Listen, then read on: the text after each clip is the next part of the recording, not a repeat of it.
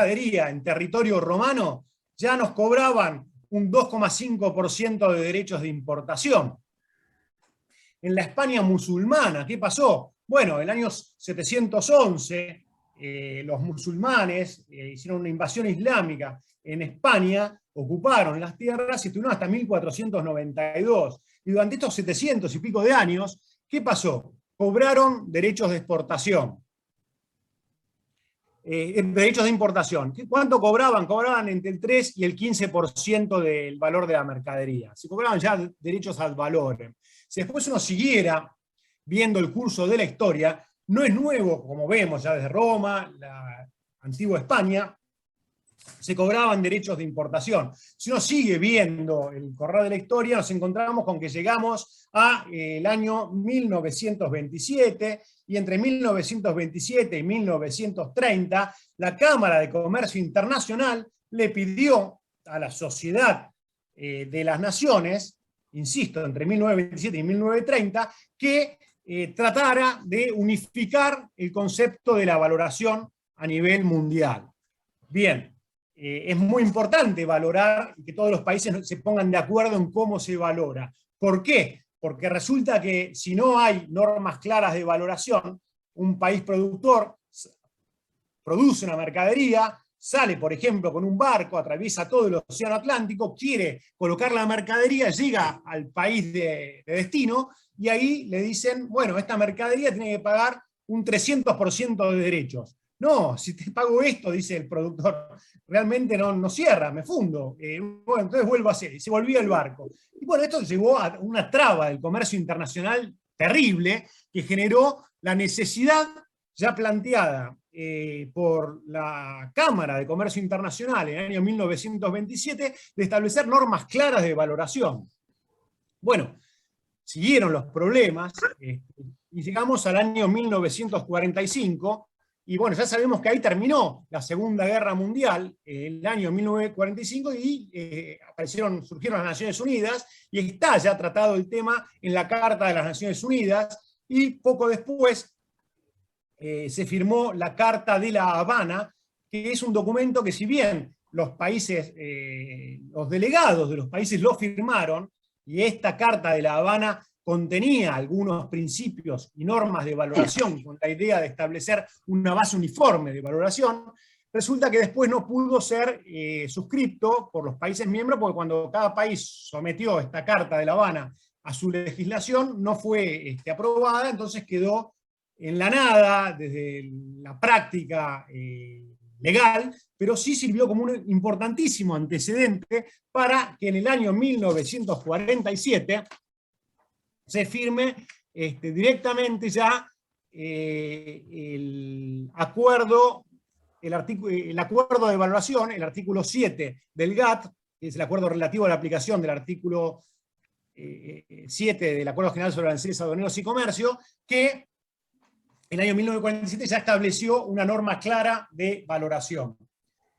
Y acá sí nos vamos a detener en esta evolución histórica en lo que dice el artículo 7 del GATT. El GATT es el Acuerdo General sobre Aranceles Aduaneros y Comercio, tiene varios artículos, y es fundamental saber que en materia de importación, el GATT dice en su artículo 7.2.a, y les voy a leer textualmente y despacio para que tomen nota, lo que dice. Dice que el aforo de las mercancías importadas,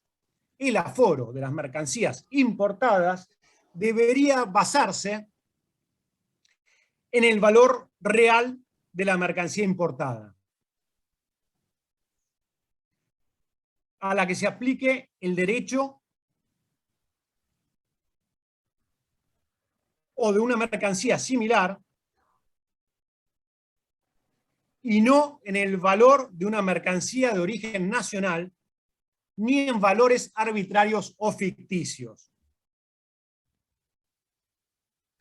Esto nos dice el artículo 7 del GATT, que hay que valorar de acuerdo al valor real. Eso es lo primero que tienen que tener claro. Y el valor real de la mercancía importada a la que se aplica el derecho, o el de una mercadería similar. No se puede tomar el valor de una mercancía de origen nacional, ni en valores arbitrarios o ficticios. Esto es la esencia del artículo 7 y lo que tiene que quedar claro. Hay que tratar de llegar, sea como sea, usando el camino que usemos o usando el método que querramos, pero hay que tratar de llegar al valor real. Este es un principio que está en el artículo 7, que es el artículo 7 del GATT. ¿Queda claro esto, chicos? ¿Alguna duda, algún comentario?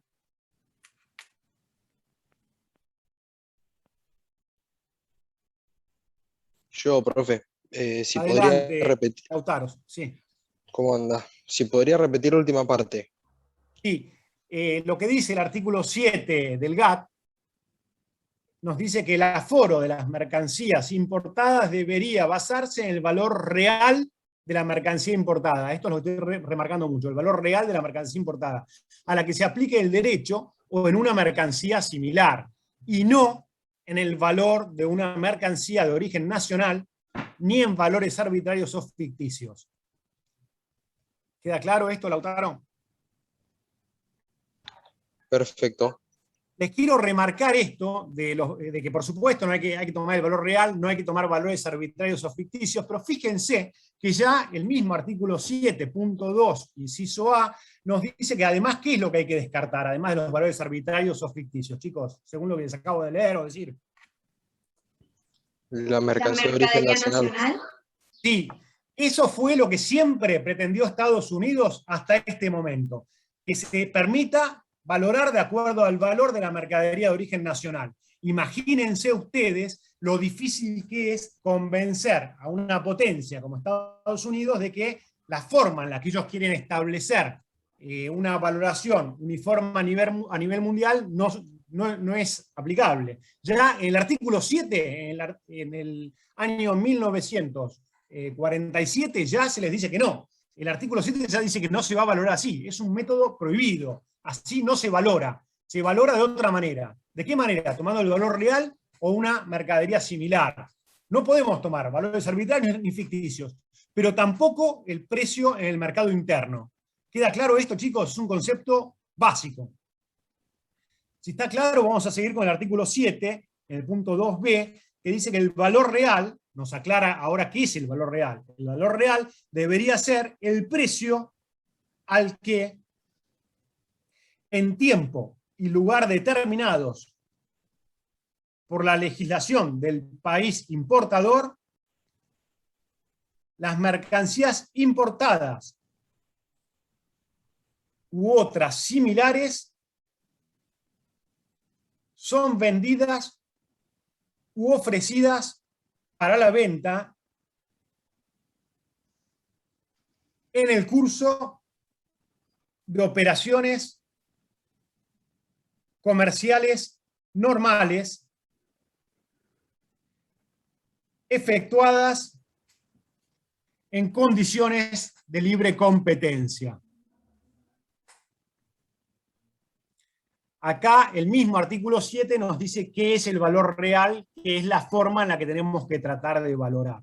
Y acá se queda el artículo 7. Esto es todo lo que nos dice con relación a la materia. Esto que acabo de decirles fue una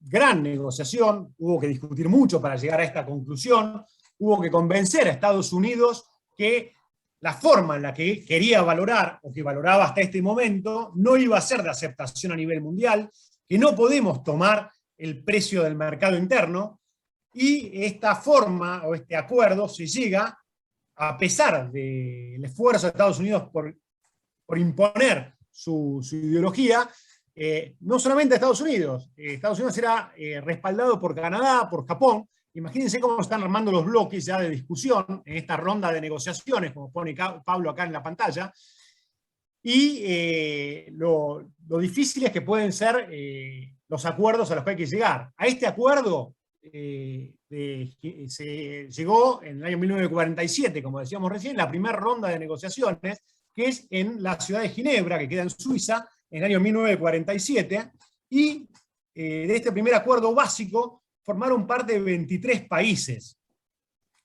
¿Y quiénes participaron dentro de los países de América? Canadá, Estados Unidos, Brasil, Chile, Australia, Oceanía. Bueno, Esta fue la primera norma que rigió la valoración a nivel mundial. ¿Les parece que es suficiente esta norma?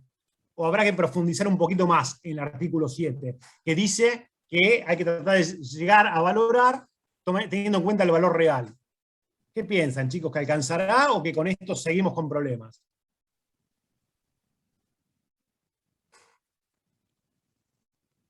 Y probablemente haya problemas. Sí, la norma es demasiado genérica, muy laxa, y todavía no llegamos a solucionar los problemas que teníamos en la materia de evaluación. Entonces los países se siguieron reuniendo y siguieron tratando de ver a ver cómo llegaban a acuerdos un poco más importantes y a precisar un poquito más esto que dice el artículo 7. Y ahí sí viene una segunda ronda de negociaciones que fue hecha en el año 1949. ¿Dónde se hizo? Se hizo en Francia. Pero fíjense las complejidades, lo difícil que es esto, que cuántos países participaron en la ronda de Francia. Participaron solamente 13 países. Bueno, tampoco fue suficiente. Pasamos una tercera ronda de negociaciones que se hizo en Turquía en el año 1951. Bueno, acá participaron 38 países. Tampoco son una base tan importante para poder llegar a una norma importante de evaluación que pueda regir la materia a nivel mundial. Pasamos una cuarta ronda en el año 1956, que se hizo en Suiza, en Ginebra. Y acá volvieron a participar 26 países, al igual que en la quinta ronda de negociación de la materia de valoración, que se hizo en el año 1960 y siguió y terminó en el año 1961.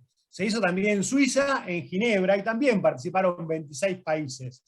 En la sexta ronda de negociaciones se hizo entre los años 1964 y 1967. Fíjense cómo cada vez las negociaciones son más ásperas, más duraderas y más complejas. Y acá participaron 62 países. Se conoce esta ronda como la ronda Kennedy. Bien, ya entramos después en la séptima ronda de negociaciones. En la séptima ronda, la ronda de Tokio, se discutió sobre la materia entre los años 1973 y 1979. Participaron 102 países. Imagínense lo difícil que es esto para llegar a un acuerdo. ¿Y qué pasa? Hay dos grandes bloques de países que pugnan para tratar de imponer sus condiciones.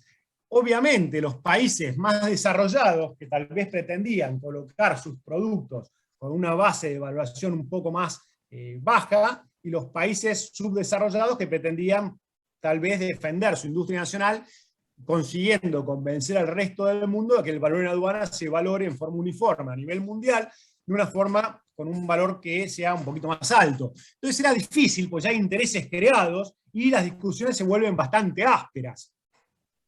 Argentina, ya en el año 1973, mandó un delegado. Ese delegado fue mi padre, fue Mario Alsina, que como les decía en un principio, en la parte de exportación, fue quien redactó el código aduanero, en la materia de evaluación aduanera. Y acá, en la parte de importación, fue el delegado argentino que luchó tanto para conseguir llegar a este acuerdo, al acuerdo que finalmente se firma, el acuerdo relativo a la aplicación del artículo 7 del Acuerdo General sobre Aranceles Aduaneros y Comercio, se firma en el año 1979. Fueron 6 años de tremendas discusiones. Había reuniones entre 2 y 3 veces por año. O sea, hubo entre 12, 15, 18 reuniones en las cuales las negociaciones se volvieron muy ásperas. ¿Y qué pasaba? Argentina armó un bloque con otros países subdesarrollados de ese momento, entre ellos estaba Brasil, estaba Chile, estaba Australia y estaba también España dentro del bloque. Y tenían que enfrentar a los países más desarrollados, Gran Bretaña, Japón, Canadá y Estados Unidos. Y la idea de esto era conseguir un acuerdo que rija la materia de valoración en forma universal. ¿Les parece que fue fácil esta discusión? No, fue dificilísima.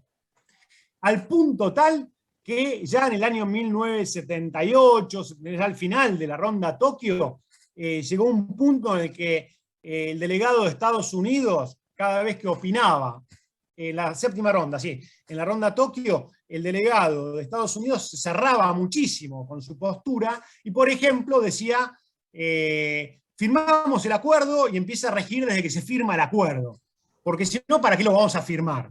Es razonable lo que dice, pero el delegado mexicano, que formaba parte de este bloque de países subdesarrollados, le decía, es imposible nosotros firmemos un acuerdo y que de pronto, como mágicamente, todas las aduanas de México estén capacitadas para poder aplicarlo y se valore de acuerdo a lo que nosotros firmemos. Necesitamos un tiempo de adaptación, y todos los países subdesarrollados, ya sí, ahora sí, Argentina siendo punta en la negociación, dijo que es absolutamente disparatado pretender esto y que necesitamos un plazo de gracia de unos 5 años por lo menos como para poder aplicar el acuerdo. Y una vez firmado y pasados los 5 años se pueden pedir prórrogas de otros 3 años más como para poder seguir capacitando al personal con temas complicados como el tema de la vinculación, los agentes exclusivos, concesionarios, etc. Bueno, el delegado de Estados Unidos se imaginarán que muy contento no estaba con la postura argentina, y dijo que de ningún modo, que se firma y punto el acuerdo. Esto llevó a que haya 2 acuerdos internacionales, el acuerdo de los países desarrollados y el acuerdo de los países subdesarrollados. Y el presidente, que era de nacionalidad suiza, era el que dirigía el debate, y la verdad es que es un fracaso. Si la idea era que haya un acuerdo en forma que rija la materia en forma universal y que se aplique para todo el mundo, llegar a que la conclusión de esto es que hay 2 acuerdos, es que se falló, se fracasó con el objetivo. Entonces, el suizo dijo, no, tratemos de ponernos de acuerdo. Y llamó a un cuarto intermedio de negociaciones, y eligió al puntal, al representante de los Estados Unidos para que represente una de las posturas, y al delegado argentino, a mi padre, para que represente a todos los países subdesarrollados. Les digo esto para que sepan lo importante y lo reconocido que es nuestro país en esta materia. Fíjense, Argentina ya representando a todos los países subdesarrollados, y va a la negociación al cuarto intermedio y le decía que es imposible lo que pretendía el norteamericano de aplicar las cosas así porque sí, que las normas rigen desde que ellos deciden o desde que se firman, que no van a prestar asistencia, que cada país tiene que arreglar para ver cuándo hay vinculación, cuándo no la hay, cuándo hay agentes exclusivos, cuándo hay concesionarios, cuándo hay dudas, cada país que las resuelva. Y Argentina decía, sí, es imposible llegar a esto. Así que ese acuerdo no se podía firmar nunca. El norteamericano dijo que sí, y termina el cuarto intermedio con que el presidente, el suizo, golpea la mesa y le grita al delegado norteamericano, que estaba muy exasperado, que al GATT se viene a negociar, que se retire. Bueno, yo recuerdo haber ido a Ezeiza en el año 79 a recibir a mi padre, y mi padre estaba muy contento, porque aparentemente estábamos cerca de llegar a un acuerdo que rija a la materia que sea universal y que nosotros podamos aplicarlo. Fue un terrible desgaste, y yo me acuerdo de la alegría que tenía mi padre en este momento.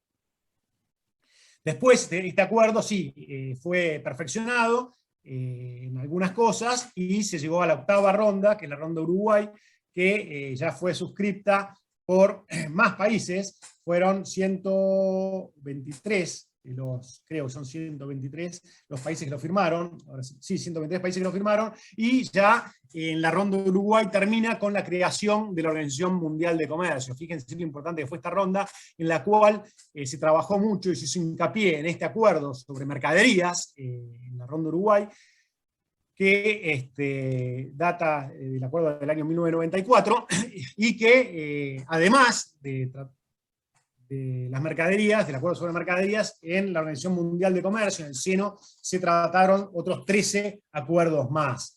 Acuerdos sobre distintos temas, como por ejemplo servicios, como por ejemplo propiedad intelectual, agricultura, como medidas sanitarias, fitosanitarias, acuerdos textiles, acuerdos de agricultura. Pero bueno, básicamente lo que se hizo fue ratificar lo que se había firmado en el año 79 con relación al acuerdo relativo a la aplicación del artículo 7 del GATT. Básicamente esta será la historia de cómo llegamos a la normativa vigente. En realidad no nos tenemos que olvidar que Argentina, al firmar el acuerdo al que se llegó en el año 1979, que sí ya rige y que pone paz en materia de evaluación a nivel mundial, plasmó ese acuerdo internacional original, que es el primero que se firma, tan abarcativo, y ese acuerdo se volcó en nuestra legislación interna en la ley 23.311. Después, con pequeñísimas modificaciones, se volcó en el acuerdo del año 1994 de la Ronda Uruguay, se volcó nuestra legislación interna en la ley 24.425. Y justamente por ser una ley que lo que hace es ratificar un congreso, un convenio internacional, tiene una importancia enorme. Hoy por hoy, prácticamente todos los países que quieren participar del comercio internacional forman parte del OMC y tienen que respetar estas normas de convivencia, se podría decir, que rigen la materia, como el acuerdo relativo a la aplicación del artículo 7 del GATT, que en materia de evaluación aduanera es el que vamos a empezar a profundizar. Y, como les decía recién, fue mi padre quien lo negoció en representación de Argentina, y por lo que siento un orgullo enorme en el dictado de esta materia. Y a mí me divertía mucho, aunque yo era muy chico en estos años, 79, 78, cuando papá me explicaba estas normas de valoración, como para que yo pueda empezar a entenderlas. Pero bueno, desde chico estoy escuchando cómo fueron las discusiones y cómo fue que se fueron llegando a los muchos acuerdos, y ya van a ver ustedes con el correr de las materias cómo podemos comprender este acuerdo internacional que vamos a empezar a estudiar ahora mismo. ¿Alguna duda, chicos, con la presentación? ¿Con la evolución histórica, con los antecedentes, con qué es lo que rige la materia? La parte de exportación en el Código Aduanero, artículo 724 a 760, la parte de importación en un acuerdo internacional que fue volcado en nuestra legislación interna, y que ya vamos a empezar a estudiar en breve. ¿Dudas, chicos? No, profe, ninguna. Bueno. No se olviden, chicos, de cualquier pequeña duda que tengan. Lo primero que tienen que hacer es detener la clase, y tratamos de contestarla entre todos, y van a ver cómo eso va a ayudar muchísimo a la comprensión de esta complicada materia. Desde ya, para la clase que viene... Florencia, Martín, ahí Sí. Florencia Santa Rosa levantó la mano, quiere preguntar algo. Ay, por favor, pasara. Hola, perdón, buenas tardes. Tarde, Florencia. Tengo una duda. Todo Ahí lo no de te la- vemos, estás sin el video. Sí, ahí lo- Perfecto, bueno, dale. todo lo del Adelante. artículo 7.2 A del GATT y 7.2 B, eso es de importación. Claro, en exportación rige el Código Aduanero, está claro. Tienen que ver artículos 724 a 760, por ahora no lo vamos a ver más hasta dentro de 2 o 3 meses. Perfecto. El Código Aduanero rige en exportación. Fue lo que trabajó mi padre ahí. Ahora estamos hablando ya de importación. Esto empieza, como decíamos, en Roma, fue sucediéndose, llegamos a una primera norma que fue el acuerdo relativo, el artículo 7 del GATT, que fue muy genérico, que mencionabas vos, y después se llega a un acuerdo que aplica ese artículo 7 del GATT, que es lo que vamos a estudiar ahora. ¿Por qué? Porque el artículo 7, como veíamos, era muy genérico. Básicamente nos decía que hay que valorar de acuerdo al valor real, y nos decía que no podíamos tomar valores arbitrarios, ficticios, ni el precio en el mercado interno, pero no decía mucho más. Hay que ahondar un poquito más en esta materia, y ahí vamos derecho con el acuerdo que negoció y que firmó mi padre en representación de nuestro país. ¿Queda Perfecto. claro, Florencia? Sí, sí, perfecto, gracias. Bien. Seguimos entonces profundizando Profe, yo acerca tengo de... una pregunta. Es genial, a ver, ¿quién es? Yo, Milagros, ahí prendo la cámara. Ahí está. Lo que le quería preguntar era, primero vamos a ver todos los acuerdos de importación y después Perdón, vamos a me ver corrijo una exportación. cosita. Más que todos sí, vamos a dividir la materia en dos partes, importación y exportación. La parte de exportación está en el Código Aduanero y la vamos a ver después, dentro de 2 o 3 meses. Artículo 724 a 760. Ahora nos vamos a centrar en importación. Y no es todos los acuerdos, vamos a estudiar un acuerdo. El acuerdo relativo a la aplicación de cómo se aplica este artículo 7 del GATT que acabamos de leer y que ustedes transcribieron, que lo copiaron. Cómo se profundiza este concepto. Y esa profundización de este concepto del artículo 7 es el acuerdo relativo a la aplicación del artículo 7 del GATT, del Acuerdo General sobre Aranceles Aduaneros y Comercio. Y este acuerdo internacional fue negociado por mi padre como delegado argentino, y ese que vamos a estudiar ahora. Es el único acuerdo que vamos a ver. Todos los demás acuerdos que se crearon con la Organización Mundial de Comercio no los vamos a ver en esta materia, ¿está? Claro, pero yo lo que decía era, se divide por partes, primero vamos por IMPO y después vamos con EXPO. Exacto. Y ahora estamos ya empezando IMPO. Ah, bueno, dale, perfecto. Empezamos IMPO y vamos a estudiar ¿qué cosa? el acuerdo relativo a la aplicación del artículo 7 del GATT. ¿Está?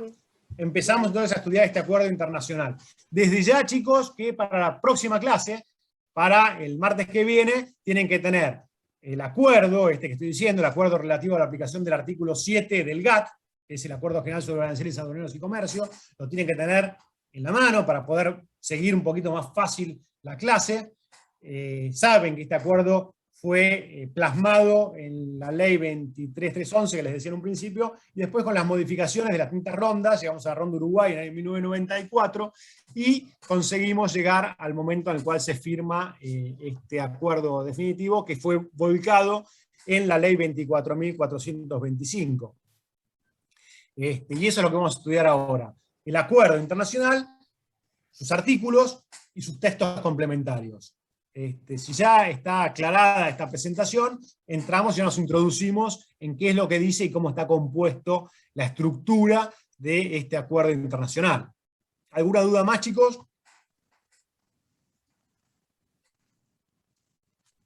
Profe. Sí. Adelante, Mariano. Una consulta, ¿tenemos integrador de esta materia?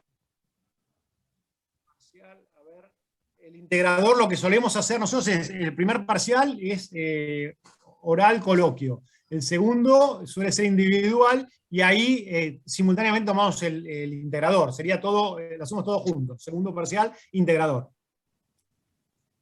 Ah, ok, gracias, profe. Bueno, ¿alguna duda más, chicos? O ya comenzamos con el artículo 7, que si quieren pueden googlearlo ahora. La ley 24425 es la que lo plasmó en Argentina, y cuando se lo llegaran a tener en manos se les va a hacer mucho más fácil el seguimiento. Si no, esta primera clase se entiende que no lo tengan, pero para la segunda sería imperdonable que no tengan el acuerdo en la mano. Es más que Pablo está por mandar, no solamente el acuerdo, sino los textos complementarios. Si no hay más dudas... Sí, adelante. ¿Florencia?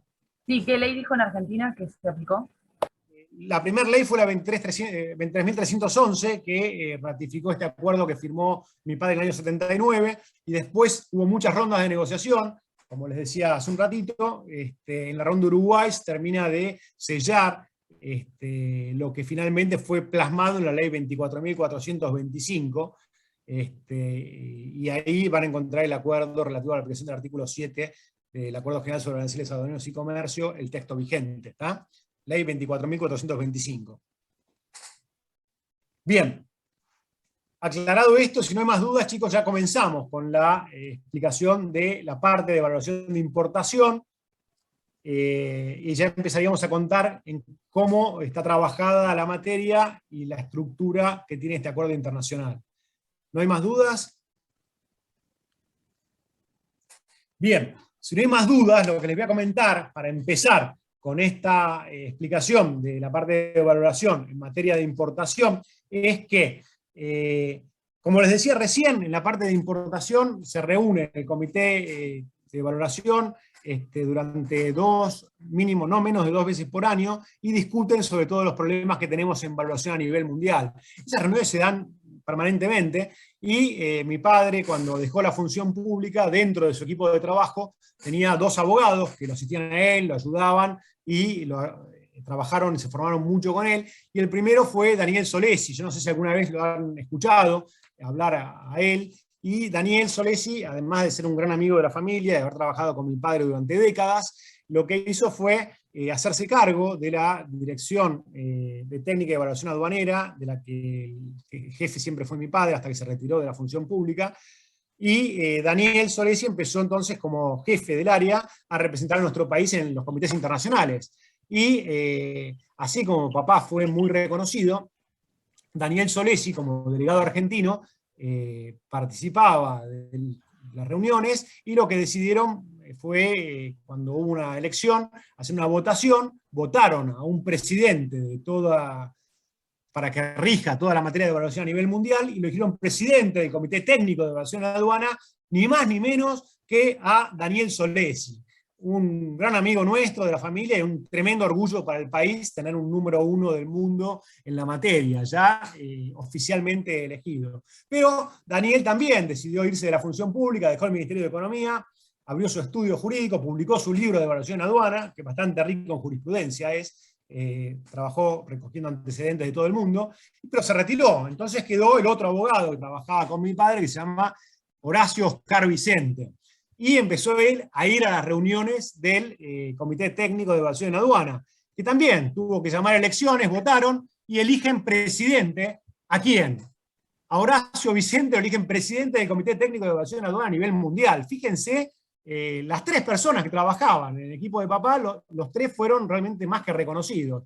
La particularidad de Horacio fue que se le venció el primer mandato, toda la primera presidencia, y volvieron a llamar a elecciones en el Comité Técnico, y votaron a Horacio Vicente nuevamente, lo reeligieron como presidente del Comité Técnico de Evaluación en Aduana.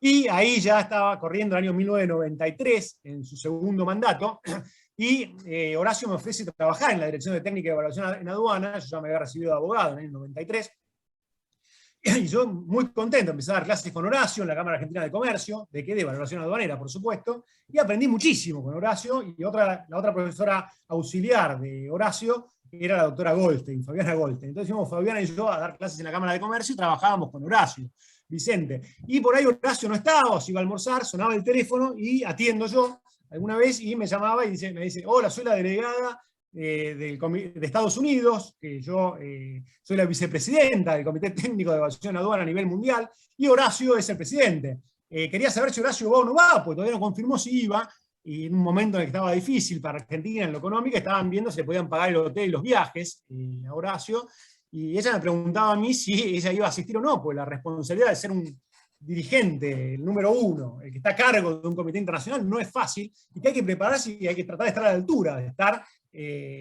suplantando a una figura de la talla de Horacio Vicente. Esto me lo decía, por supuesto en inglés, la delegada norteamericana. Y yo le decía, mire, todavía no se resolvió si Horacio va a poder viajar o no, porque están viendo si aprueban los viáticos de Horacio. En cuanto se los aprueben, él se va a comunicar con usted y les va a decir. Pero hoy no tenemos ninguna certeza de si puede viajar o no. Bueno, pasó el tiempo, se venció el segundo mandato de Horacio y hay que llamar a elecciones de nuevo dentro del Comité Técnico de Evaluación Aduana. Sí, ahora se dio algo que no había pasado nunca en la historia del comité. Votan y por unanimidad todos los delegados lo votan a Horacio Vicente como presidente del Comité Técnico de Evaluación Aduana a nivel mundial. Bueno, ya esto fue el sumum. Más no se puede pretender de un delegado argentino que todos los delegados del mundo lo elijan a él como presidente. Y ahí Horacio, como él era el presidente del Comité Técnico, Argentina no estaba representada por nadie, porque él no era el delegado argentino, era el presidente del Comité Técnico. Entonces en su momento me propuso a mí para que sea el delegado argentino en estas reuniones del Comité Técnico a nivel mundial, pero bueno, cuando se mandó a presupuestar fue rechazado mi pedido y no pude asistir como delegado argentino. Fue una lástima porque Horacio era el presidente y cuando había que votar, Argentina, estaba la bandera argentina, pero no había nadie que vote, lo que fue bastante triste. Pero bueno, tuve la suerte de que Horacio me envió a otros talleres internacionales donde aprendí muchísimo, pero eran más regionales, eran por ahí en Brasil, en Perú, pero igual la experiencia es muy, muy, muy rica en la materia. Bien, aclarado esto entonces, vamos a, ya nos queda claro que en exportación rige, contestando la pregunta de Florencia, creo que era, el Código Aduanero, artículo 724 a 760, y ahora sí nos vamos a centrar en la parte de importación. ¿Y qué rige en importación? Un acuerdo internacional. Este acuerdo internacional es el acuerdo relativo a la aplicación del artículo 7 del GATT, 7 con números romanos, del GATT, que es el Acuerdo General sobre Aranceles Aduaneros y Comercio. ¿Qué dice el artículo 7 del GATT? Ya lo dijimos hace un rato, que hay que valorar dentro de lo que podamos con el valor real, no tomando el precio del mercado interno, a pesar de que Estados Unidos quería hacerlo así, ni tomando valores arbitrarios o ficticios. Pero como bien comentaba una de ustedes, creo que era Elizabeth, con eso no alcanza, y tuvimos que profundizar aún más en esta noción del valor en aduana, y se llega a un acuerdo que se firma en el año 1979, gracias a que el presidente suizo en la anteúltima reunión expulsó al delegado norteamericano, y a la reunión siguiente acudió un delegado de Estados Unidos muchísimo más accesible, que todo le parecía bien, y permitió, como van a ver ustedes a lo largo de la materia, tener unas tremendas consideraciones a favor de los países subdesarrollados para poder firmar ahora sí, en el año 1979, este acuerdo internacional. que se plasmó en nuestra legislación, en la ley 23.311, y que ahora rige en la ley 24.425.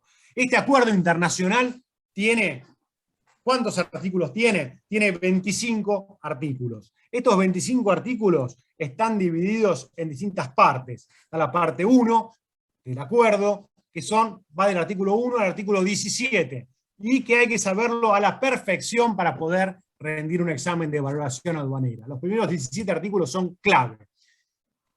La segunda parte de la materia, o del acuerdo, la primera parte de artículos 1 a 17, la segunda parte de este acuerdo son los artículos 18 y 19, la tercera parte está en el artículo 20, y la cuarta parte son los artículos 21 a 24 del acuerdo. Son 4 partes que tiene el acuerdo, y después también el acuerdo tiene dentro de su estructura unos anexos, son 3 anexos, y en los 3 anexos, el anexo 1 trata de las notas interpretativas, el anexo 2 nos habla del Comité Técnico de Evaluación en Aduana, y el artículo 3 nos habla de normas que son diferenciales para países en desarrollo. Obviamente, estas eran las normas que no querían las potencias en un principio acceder, pero que después, gracias a la presión de los países subdesarrollados, tuvieron que acceder y se pudo firmar, y esto mismo aparece dentro ya del anexo 3 del acuerdo que rige en la materia a nivel mundial.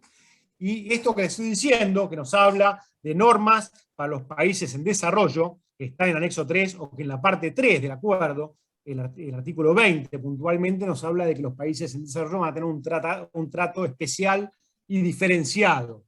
¿Y en qué consiste este trato especial y diferenciado? Por de pronto, en esto que le estábamos diciendo al principio de la clase, si un país subdesarrollado tiene dudas con un agente exclusivo, un concesionario, de si hay que aceptar el precio declarado por el importador vinculado o no, bueno, los países desarrollados van a tener que ayudarlo a dilucidar si es que existe vinculación o no, y si esa vinculación influyó en el precio o no, y si ese precio declarado es aceptable o no. Los países desarrollados se comprometen a colaborar en la resolución de todos los planteos que tomen o que hagan los países subdesarrollados. Este es uno de los casos, una de las ventajas que tienen los países subdesarrollados. Otra es la que comentábamos al principio también, de que los países subdesarrollados van a tardar 5 años, desde que lo firman tienen 5 años para aplicar las normas de valoración, y después pueden pedir una prórroga por otros 3 años más para aplicar ciertas cláusulas más complejas. Es decir, que tienen un plazo adicional como para poder aplicar el acuerdo. Entonces, el acuerdo internacional, el acuerdo del artículo 7, además de las 4 partes principales y de los 3 anexos, dentro de esa estructura, acá lo tenemos en pantalla, tenemos una introducción general con 8 principios y objetivos, que ahora enseguida los voy a pasar a detallar.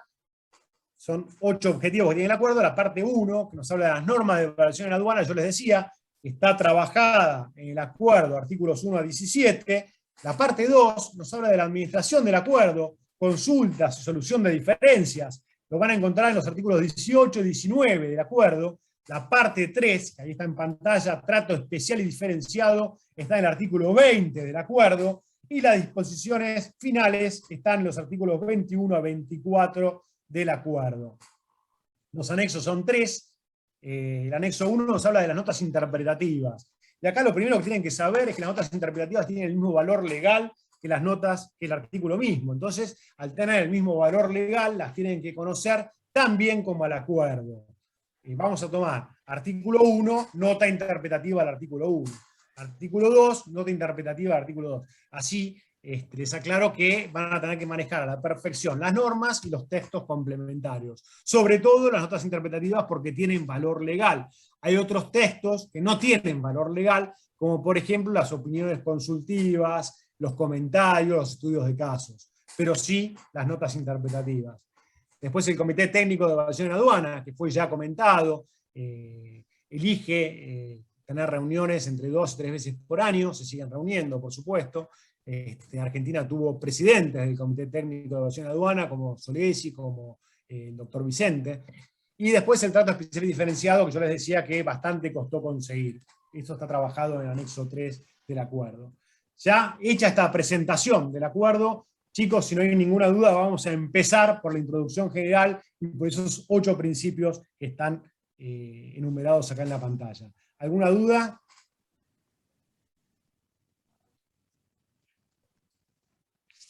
¿No hay dudas? Entonces vamos a empezar a aclarar cuáles son los objetivos del acuerdo. El acuerdo tiene distintos objetivos. El primero de ellos es fomentar la consecución de los objetivos del Acuerdo General sobre Aranceles Aduaneros y Comercio. Tratar de conseguir, como marca acá Pablo en el primer punto de la filmina, el primer objetivo es tratar de conseguir lograr los objetivos del acuerdo que se aplique a nivel mundial. ¿Cuál es el objetivo de esto? Que haya un solo acuerdo internacional que rija la materia y que sea uniforme y que se aplique por todo el mundo y que no nos encontremos con esto que decíamos al principio, de que sale un barco con mercadería y después no la puede introducir en el territorio de destino, pues se encuentra con una barrera arancelaria y le quieren cobrar un 300% del valor de la mercadería como derecho de importación. Para eso hay que conseguir un acuerdo que rija a nivel mundial, cosa que se consiguió. Hoy prácticamente todos los países del mundo están aplicando las normas de este acuerdo internacional que está amparado por la Organización Mundial de Comercio. Si un país es miembro de la organización, tiene que respetar este acuerdo. Bien, el segundo de los objetivos, de los 8 objetivos, es lograr beneficios adicionales para el comercio internacional de los países en desarrollo. Fíjense que dentro del listado de objetivos nos encontramos con que ya el segundo de los objetivos enumerados en el acuerdo es que los países en desarrollo tengan beneficios adicionales. No fue poco conseguir este objetivo a nivel mundial. Las discusiones fueron bastante ásperas. Entre esos beneficios estaba, como les decía recién, por ejemplo, retrasar por 5 años la aplicación del acuerdo o posponer durante 3 años más la aplicación de algunas normas puntuales. El tercer objetivo es conseguir mayor uniformidad y certidumbre. Bueno, esto ya lo vengo diciendo, antes de que rija este acuerdo, con el artículo 7, nos encontrábamos con que quedaba todavía un gran margen de discrecionalidad que tenían las aduanas como para poder valorar. Y ahora sí, con este acuerdo, que vamos a estudiar a continuación, se consiguen normas uniformes y que dan certidumbre a la valoración aduanera. El cuarto objetivo nos habla de que el objetivo es lograr un sistema equitativo, uniforme y neutro que excluya la utilización de valores arbitrarios o ficticios. Bueno, esto ya estaba dentro de los objetivos dentro del artículo 7, que nos decía que no podíamos valorar teniendo en cuenta valores arbitrarios o ficticios. El quinto de los objetivos nos habla de que la base para la valoración aduana de las mercancías debe ser en la mayor medida posible su valor de transacción. Ya vamos a empezar a estudiar en profundidad qué es el valor de transacción. El sexto objetivo nos dice que el valor en aduana debe basarse en criterios sencillos y equitativos que sean conforme con los usos comerciales. O sea que hay que respetar la práctica comercial. El séptimo de los objetivos nos habla de que los procedimientos de valoración deben ser de aplicación general sin distinción de la fuente de suministro. Quiere decir que no importa si la información viene de un país o de otro. Hay que tratar de valorar en forma uniforme. Y por supuesto, el último de los objetivos nos dice que los procedimientos de valoración no están para combatir el dumping. Para eso, de última, estarán las normas antidumping. Bueno, muy bien. Acá nos encontramos entonces con que estos son los principios del acuerdo. Después también les decíamos que había 3 anexos, y dentro del anexo 1 los que están son las notas interpretativas, y no tenemos que olvidarnos que las notas interpretativas son una parte integrante del acuerdo mismo. Esto ya se lo decía hace un rato, que tiene el mismo valor legal que las notas interpretativas tienen el mismo valor legal que el articulado. Esto está en el artículo 14 del acuerdo, dentro de las normas de evaluación nos dice que las notas interpretativas tienen valor legal.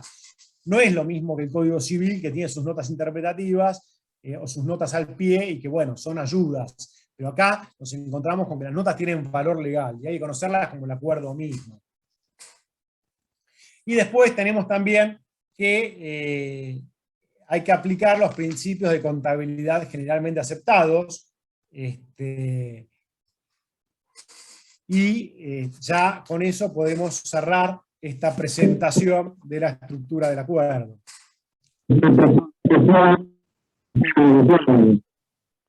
No estoy escuchando bien, chicos. Si podés poner más cerca el micrófono. A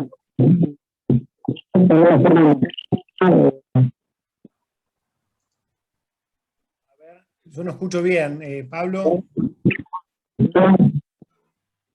No, tiene un problema en el micrófono el muchacho este. No. A ver quién es. Néstor Arévalo creo que es. Sí. Chicos, Néstor, te vamos a mutear porque estás... No, tenés un problema en el micrófono, Néstor. Fíjate si podés solucionarlo, yo te muteo mientras tanto. Bueno, ya entonces está presentada esta parte de la materia. Tenemos que, por lo que dijimos hasta ahora, hay dos partes: exportación, valoración de exportación, valoración de importación. La valoración de exportación, regida por el Código Aduanero, la vamos a dejar de lado por ahora, artículos 724 a 760 del Código, y hay una norma fundamental dentro de la parte de exportación que ya la vamos a ver después cuando estudiemos la materia. Acá nos encontramos con que estamos estudiando valoración de importación y que hay un acuerdo internacional que rige la materia, que es el acuerdo relativo a la aplicación del artículo 7 del GATT. Dentro de este acuerdo relativo a la aplicación del artículo 7 del GATT, nos encontramos con que hay 6 métodos para determinar el valor en aduana. Está el primer método, el segundo, el tercero, el cuarto, el quinto y el sexto, y están desarrollados, como acá ven en pantalla. El primer método es el método del valor de transacción de las mercaderías importadas, está en los artículos 1 y 8 del acuerdo. El segundo método nos habla del método del valor de transacción de mercaderías idénticas, que está en el artículo 2. El tercer método nos habla del método del valor de transacción de mercancías similares, que está en el artículo 3. El cuarto método está el método deductivo, sustractivo, que está en el artículo 5. El método del valor reconstruido está en el artículo 6, y el método del último recurso está en el artículo 7.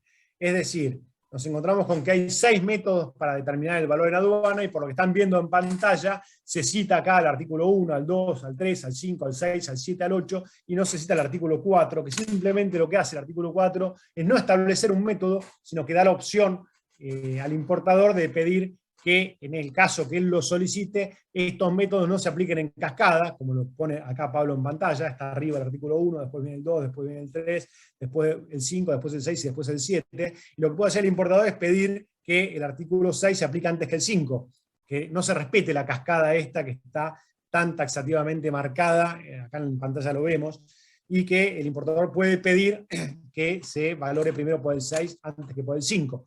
Y uno de los beneficios que tienen los países subdesarrollados es decirle al importador que no, que va a valorar aplicando primero el 5 y después el 6, aunque él lo pida.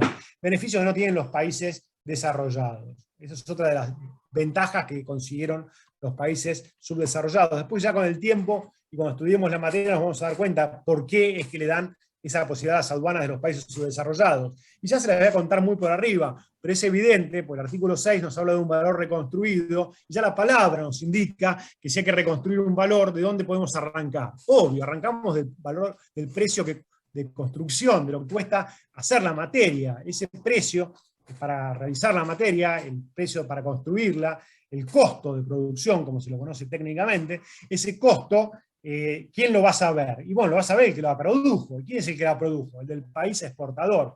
Y la aduana de un país subdesarrollado muy probablemente se encuentre con el problema de requerirle información a esa empresa que produjo la mercadería acerca del costo de producción, y que esa empresa ni siquiera le conteste a esta aduana. Entonces, las aduanas de los países desarrollados que tienen oficinas en todo el mundo van a contar con una ventaja que no tienen los países subdesarrollados. Entonces directamente se le da la posibilidad a los países subdesarrollados de que este método del artículo 6 se aplica después que el del artículo 5, que es de difícil consecución o de difícil probanza lo que nos requiere el artículo 6. Pero el resto va a tener que respetar a rajatabla lo que dice acá. Primero aplicamos el artículo 1, después el 2, después el 3, después el 5, después el 6 y después el 7. Bien. ¿Alguna duda, chicos? Ninguna duda, Pablo, por ahí. No, hay profe, pantalla. lo que sí le quiero preguntar es, ¿esta diapositiva la va a subir después del aula virtual? No, no, en principio la idea es no subirla. Tienen la clase, en un principio nosotros habíamos hecho esto que sugerís, de subir todo el material, de grabar las clases, pero tuvimos quejas de todo tipo, de que la clase no se escuchaba bien, que la filmina hay cosas que faltaban en la filmina, y la verdad es que esto es una especie de ayuda para que ustedes puedan comprender la clase, nada más, es material nuestro, que no, la idea no es subirlo. La idea es explicar el acuerdo detenidamente, como ya van a ver, ya hace una hora prácticamente estoy hablando, 7:05, y todavía no empecé a hablar del acuerdo. Vamos a explicarlo muy detenidamente, vamos a aclarar palabra por palabra que tiene este acuerdo internacional, y todo esto que hacemos es para ayudarlos a comprender la materia. La idea no es subir las filminas. Ah, bueno, gracias. Igual, de todos modos, cualquier duda que tengas, por supuesto, estamos a tu disposición para contestarla, y lo ideal sería que interrumpan la clase en cuanto puedan, cuando surjan estas dudas, porque ya como quedó claro acá en la filmina, primero se aplica un artículo, después otro, y bueno, si no entendemos el artículo primero, que es el más importante, ya arrastramos dudas que son de imposible salvación, digamos. No van a poder jamás aprobar un parcial de valoración, si es que no saben a la perfección el artículo 1, que se valora en más del 97% de las importaciones. Es decir, que una duda dentro del artículo 1 ya es suficiente como para reprobar el examen. Este artículo lo tienen que saber perfecto. Bien, ya aclarado esto, vamos a empezar a leer o a estudiar o a profundizar qué es lo que nos dice el primero de los métodos para poder valorar. El primer método para valorar, bien lo decía la filmina, está en los artículos 1 y 8. Y dentro de los artículos 1 y 8 vamos a detenernos por la clase de hoy en el artículo 1. La clase que viene vamos a seguir profundizando el artículo 1, la que viene después vamos a seguir profundizando con el artículo 1, hasta que quede claro el artículo 1. Una vez que terminamos de estudiar todo el artículo 1, recién vamos a empezar a pasar a la otra parte del primer método, que está en el artículo 8, vamos a darle una clase al artículo 8, otra clase al artículo 8, otra clase al artículo 8, es decir, las primeras 5, 6, 7 clases las vamos a dedicar al primer método para valorar. ¿Por qué? Porque nos parece fundamental. Por supuesto, así como le vamos a dedicar prácticamente, una parte muy importante de la materia a estas explicaciones del primer método, también vamos a ser muy exigentes al tomar el primer método. Con más razón, cualquier duda que tengan, interrumpen la clase y nos detenemos como para tratar de aclarar las dudas. El primer método, entonces, del acuerdo, ¿qué nos dice? Nos dice que el valor en aduana es el valor de transacción. Y el mismo artículo 1 nos dice que el valor de transacción es el precio realmente pagado o por pagar por las mercaderías cuando estas se venden para la exportación al país de importación, con los ajustes del artículo 8 y siempre y cuando concurran algunas circunstancias. Las circunstancias las vamos a ver después, son 4. Pero ahora vamos a centrarnos en la primera parte. El artículo 1 del acuerdo nos dice que el valor en aduana es el valor de transacción. ¿Qué es el valor de transacción? La definición es fundamental, la tienen que saber perfecto. El valor de transacción, ¿qué es? Es el precio realmente pagado o por pagar por las mercaderías cuando éstas se venden para la exportación al país de importación, con los ajustes del artículo 8 y siempre y cuando concurran 4 circunstancias que están bien determinadas, que después las vamos a analizar. Pero tiene que quedar claro esta primera parte. El valor de aduana es el valor de transacción. El valor de transacción, ¿qué es? Es el precio realmente pagado por pagar por las mercaderías que se venden para la exportación al país de importación, con los ajustes del artículo 8 y siempre y cuando concurran algunas circunstancias. Es decir, ¿qué es lo primero que nos surge de esta definición? Chicos, los escucho. ¿Qué es lo primero que tienen que saber? ¿Qué es lo primero que tiene que haber sí o sí cuando hablamos de que el valor de aduana es el valor de transacción, que es el precio realmente pagado por pagar? ¿Qué es lo que tiene que haber? Una venta. Una venta. Si no hay una venta, si las mercaderías no se venden, no hay un precio realmente pagado. Si no hay un precio realmente pagado y no hay una venta, no podemos valorar por el artículo 1.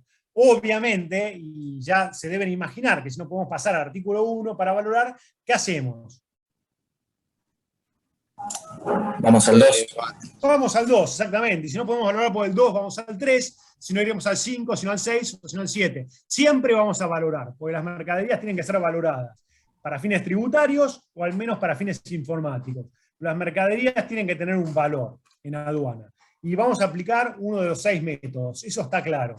Si no hay una venta y no hay un precio realmente pagado, no podemos aplicar el artículo 1. En todos esos casos en los que no hay venta, salimos del artículo 1 y valoraremos por otro método, artículo 2, 3, 5, 6 o 7. Pero lo que sí o sí tiene que haber es una venta. ¿Queda claro esto, chicos? Sí, profe, ¿le puedo hacer una consulta? Por supuesto. Si no habría una venta, una exportación, ¿por qué tengo que valorar igual? O sea, ¿por qué pasó algo? Bueno, a ver, estamos importando una mercadería, ¿no es cierto? La mercadería va a entrar en el país y no hubo una venta. ¿Por qué? Porque, por ejemplo, es probable que nos la hayan regalado a la mercadería. Puede ser parte de un trueque, puede ser por una donación. De todos modos, lo que estamos explicando acá es que esa mercadería tiene un valor en la aduana. ¿Por qué? Porque algún valor tiene esa mercadería. La que preguntó fue Florencia, ¿no es cierto? Sí. Florencia, queda claro que esa mercadería que estás importando tiene un valor. Y ese valor es importante para nosotros. ¿Por qué? Porque todas las mercaderías que ingresan tienen un valor. Y lo tenemos que saber, o para aplicarle un derecho de importación, una posibilidad, o a fines informáticos, o para poder saber cuánto valen esas mercaderías. Eso te va a quedar claro porque hay casos en los cuales, Florencia, no podés aplicar el precio realmente pagado, porque no hay un precio realmente pagado y tenés que valorar por el valor que tiene una mercadería idéntica. Entonces, saber cuál es el valor en la aduana de las mercaderías idénticas tiene importancia. Entonces, por eso es que tratamos de darle a todas las mercaderías un valor. Siempre hay que valorar, eso tiene que quedar claro. Si hay un precio realmente pagado, bueno, esa es la base para el primer artículo. Vamos a valorar de acuerdo al precio realmente pagado. Si no la hay, también vamos a valorar. Desde ya que no aplicamos el artículo 1. De última, aplicaremos el artículo 2, que nos habla de mercaderías idénticas, o el 3, nos habla de similares, u otros métodos más complejos, como el precio del artículo 5, 6 o del 7. Perfecto. Vamos a valorar. ¿Queda claro, Florencia? Clarísimo. Gracias. Bien. Igual, acá estamos hablando del artículo 1, en el cual no es que pasa esto que decíamos recién. ¿Por qué? Porque acá sí hay un precio realmente pagado, ¿está? Bien, vamos a poder profundizar este concepto, porque el acuerdo no nos dice qué quiere decir precio realmente pagado o por pagar. Nos dice que el valor es el precio realmente pagado por pagar, pero no nos dice qué es el precio realmente pagado por pagar. Pero desde ya, cuando nos dice que habla de precio realmente pagado por pagar, lo que tiene que haber es una venta. Y lo que puede no haber para que sacamos del artículo 1, si no hay una venta, salimos del artículo 1. Entonces, lo importante es saber si hay una venta o no. En este sentido, tenemos una opinión consultiva, que es un texto complementario. La opinión consultiva 1.1. Y nos profundiza acerca de casos en los cuales no hay venta. Entonces está bueno conocer qué es lo que dice este texto complementario. Primera pregunta. ¿Tiene valor legal este texto complementario, que es una opinión consultiva, que es la opinión consultiva 1.1? ¿Quién sabe? A ver la respuesta. No tiene valor legal. No, muy bien, Alejo, no tiene valor legal, Alejo. ¿Por qué? Porque valor legal tiene el artículo y su nota interpretativa. La opinión consultiva no tiene valor legal. ¿Sirve saber qué dice la opinión consultiva 1.1? Y sí, está bueno saberlo porque nos va a ayudar un poquito más a comprender cuando no hay venta. Y si uno lee la opinión consultiva 1.1, vamos a ver algunos ejemplos de cuando nos aclara la opinión consultiva que no hay venta. ¿Y cuándo son estos ejemplos que nos da la opinión consultiva? En el caso de regalos, muestras, artículos publicitarios que se dan gratis. Y bueno, estos son algunos de los ejemplos de mercaderías en los cuales no habría ventas. Si la mercadería es alquilada, nos dice también la opinión consultiva 1.1, es obvio que no hay una venta. Si la mercadería viene en leasing, es otro ejemplo que nos da infinidad de conceptos que está bueno leerlos para poder profundizar un poquito más y empezar a comprender qué es lo que nos quiere decir el artículo 1. Pero bueno, despejada la primera duda, no tiene valor legal la opinión consultiva 1.1. Igual se las vamos a dar como para que puedan profundizar un análisis. Bien Alejo en la acotación. Ahora hago otra pregunta. Profe, ¿le puedo hacer una consulta? Por supuesto, Fiamma, contanos. Entonces, sería como el primer objetivo de la valoración, de una mercadería sería para poder definir los derechos. Bueno, los objetivos de valorar, sí, lo O sea, que ¿cuál decíamos, es el fin puntual es- de la valoración? la valoración aduanera sirve para varias cosas. La más importante es darle un valor a la mercadería para poder establecer los derechos de importación. La más importante, pero en todos los casos hay que valorar porque puede haber otros objetivos. Por ejemplo, estadísticos. Pero el más importante es el que decís vos, es fijar los derechos. Una vez sabemos el valor, le aplicamos un derecho de importación del 10% sobre ese valor de la mercadería. Entonces, saber el valor es fundamental. Y lo bueno es que hay un acuerdo internacional que rige la materia y que todos los países del mundo valoran igual. ¿Está claro eso, Fiamma, entonces? Sí, profe, gracias. Muy bien. También para las multas, ¿no, profe? También, tal cual, pues la multa se fija sobre el valor de la mercadería. Muy bien, buen comentario, Mariano. Bueno, ahora les voy a hacer yo otra pregunta.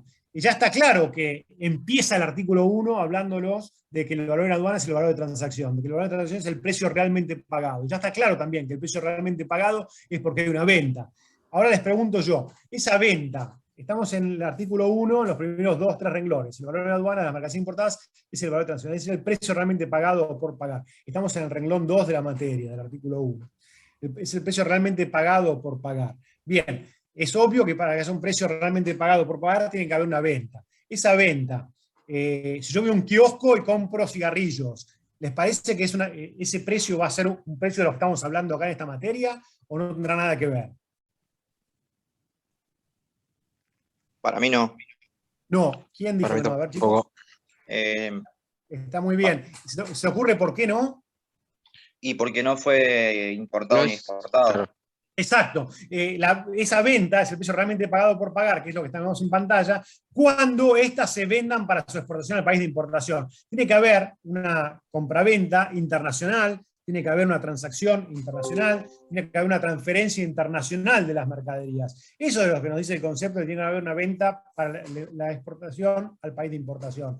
Es el segundo renglón del artículo primero. Es fundamental que esa venta de la que estamos hablando es una venta para la exportación al país de importación. Tiene que existir la transferencia internacional de la propiedad de las mercaderías. Está muy bien. Este concepto lo van a poder profundizar en la opinión consultiva 14.1. Nos da varios ejemplos, y en esos ejemplos, la opinión consultiva 14.1 nos deja claro que tiene que haber una venta para la exportación al país de importación, que tiene que haber una transferencia internacional de la propiedad de las mercaderías. Opinión consultiva 14.1, obviamente, no tiene valor legal tampoco, pero léanla porque los va a ayudar un poquito para comprender en qué casos hay una venta para la exportación al país de importación y en qué casos no la hay. Ya vamos a tomarles, cuando terminemos de explicar el artículo 1, algunos casos prácticos, y si ustedes van leyendo los ejemplos y los textos complementarios, no van a tener la más mínima dificultad en resolver los casos que les planteamos. Si, por el contrario, no leen los textos, no hacen los casos, van a tener terribles dificultades. Bien. Hay dos elementos que siempre hay que analizar cuando uno está viendo una norma jurídica. Me estoy refiriendo al elemento momento y al elemento cantidad. Les aclaro ya que la norma, el artículo 1, no habla de un elemento momento, salvo que nos habla de que es el precio realmente pagado por esas mercaderías que son vendidas para la exportación al país de importación. Pero también en qué cantidades, tampoco nos dice la norma en qué cantidades, pero son las cantidades de la operación cuyo valor en aduana queremos determinar. Bien. Con relación al elemento momento, que yo les decía recién, les voy a hacer una pregunta, a ver si queda claro el tema. ¿Qué pasa si la mercadería de la que estamos hablando se vende y el precio de venta son 1000 unidades monetarias? Hablo más que en pesos, en unidades monetarias, porque no se olviden que es una materia que rige a nivel mundial y el acuerdo de valor rige para todo el mundo. Entonces, no tenemos por qué hablar de pesos argentinos, como por ahí podremos hablar de dólares o yens. Bueno, hablamos entonces acá en este ejemplo de unidades monetarias, pueden ser de cualquier moneda. Y lo que se está vendiendo es una computadora, y esa computadora se vende, una notebook por ejemplo, a $1000. Ese es el precio de venta y es el precio realmente pagado.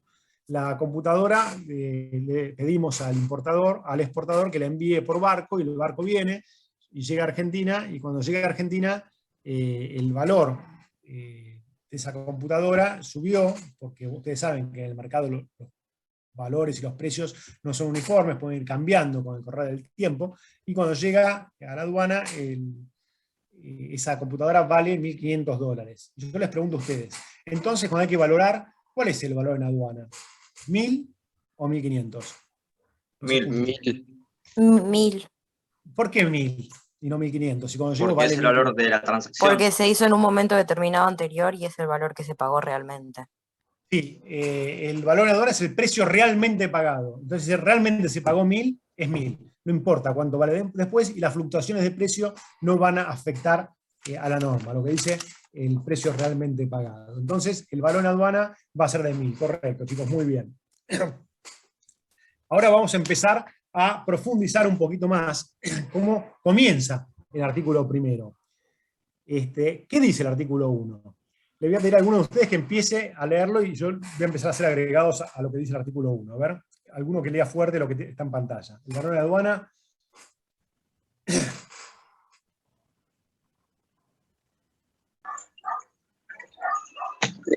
Leo, profe. Sí, adelante, Damián. El valor en aduana de las mercancías importadas será el valor de transacción. Es decir, el precio realmente pagado por pagar.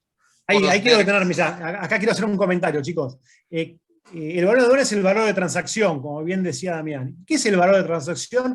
Él lo estaba diciendo, es el precio realmente pagado por pagar por las mercancías. Y hasta ahí llegó. Pero resulta que yo quiero hacer algunos agregados, porque eso es lo que dice el artículo 1, que es lo que él estaba leyendo. Yo les decía hace un rato que no solo hay que estudiar el artículo, hay otros textos complementarios que tienen el mismo valor legal que el articulado. ¿Y qué textos eran? ¿Ustedes se acuerdan? ¿Eran opiniones consultivas? ¿Qué era lo que tiene el mismo valor legal que el artículo? Las notas interpretativas. Exacto, muy bien, Elizabeth, las notas interpretativas. Y hay una nota interpretativa del artículo 1, que justamente es la nota interpretativa del artículo 1 que nos profundiza este concepto de qué es el precio realmente pagado. Entonces, cuando estudiamos esto que acaba de leer nuestro compañero Damián, tendríamos que ir a la nota interpretativa, al artículo 1, y empezar a profundizar. ¿Qué quiere decir el precio realmente pagado? ¿Qué incluye el precio realmente pagado? Eso está en la nota interpretativa del artículo 1. La nota interpretativa del artículo 1 es muy clara en cuanto a que el precio realmente pagado por pagar incluye todos los pagos, es al pago total de la mercadería, incluye los pagos directos y los pagos indirectos. Eso está en la nota interpretativa del artículo 1. Entonces, decía que la nota interpretativa nos dice que el precio total son los pagos directos y los pagos indirectos. Y eso está en la nota interpretativa del artículo 1. ¿Qué es un pago directo? ¿Qué es un pago indirecto? Bueno, los pagos pueden ser directos o indirectos. El pago directo. El pago directo es cuando el comprador le paga directamente al vendedor. El vendedor le entrega la mercadería y el comprador paga un precio por esa mercadería. Pago $100.000 por esa computadora que estaba llegando. Pero ¿qué pasa si además de pagarle $1.000 yo le digo al vendedor que además, yo soy el vendedor y le digo al comprador que me pague los $1.000 que estábamos diciendo, pero que además yo, para poder construir esa notebook, me gasté $100 en plásticos, o en vidrios, o en plásticos como para poder armar el teclado. Esos $100 me los gasté y se los debo al proveedor X. Pagáselos también, comprador. Entonces me pagan $1.000 a mí, te la vendo la notebook, pero bajo la condición de que vos le pagues 100 a mi proveedor que me da a mí los plásticos, para poder armar la carcasa de la notebook. Entonces, tenemos un pago directo de 1.000 y un pago indirecto de $100, que va a tener que pagar el comprador para poder hacerse de esa mercadería. Entonces, si el precio realmente pagado hace bien la nota interpretativa del artículo 1 a aclararnos que incluye los pagos directos y los pagos indirectos. Es el pago total que se hace. ¿Está? Entonces, los pagos indirectos forman parte del precio realmente pagado como un adicional al precio que surge de la nota interpretativa del artículo 1. Es decir, si en un caso práctico les decíamos, esto de la computadora, que se vende una notebook, que le digo al comprador que me paga a mí 100 pesos, acá el ejemplo que pone Pablo acá es muy claro. Dumex le vende por $2.000 a CAT Sociedad Anónima ¿qué es lo que le vende? Bueno, le vende una mercadería a $2.000. CAT le paga a Dumex $800. Pero además tiene que cancelar una deuda con Mex Inc. de 1.200. Entonces CAT le paga a Inter Inc. 1.200 por encargo de Dumex. Entonces, al final CAT lo que hace es pagarle $800 a Dumex. Y le paga 1.200 a CAT Sociedad Anónima. Perdón, CAT Sociedad Anónima le paga a Inter Inc. 1.200. Bueno, voy a volver de nuevo sobre el caso para que quede más claro. CAT Sociedad Anónima le paga a Dumex 800 y le paga 1.200 a Inter Inc. 1.200. 800 le paga a Dumex y 1.200 a Inter Inc. ¿Cuál es el valor en aduana? 800, que es lo que recibe Dumex. 1.200, que es lo que recibe. $2.000. $2.000 es. ¿Y cómo lo explicarías? Pues acá, cada vez que damos un valor en aduana, en esta materia, lo más importante es, primero, contestar cuál es el valor en aduana. Y cuando dan una respuesta excelente, cuando fue Damián, ¿me parece? Sí, profe. Bien, Damián. La respuesta, lo primero que se les pregunta cuál es el valor en aduana, es tantas unidades monetarias. 2.000. Correcto. Eso es lo primero que tienen que hacer. Dar un número.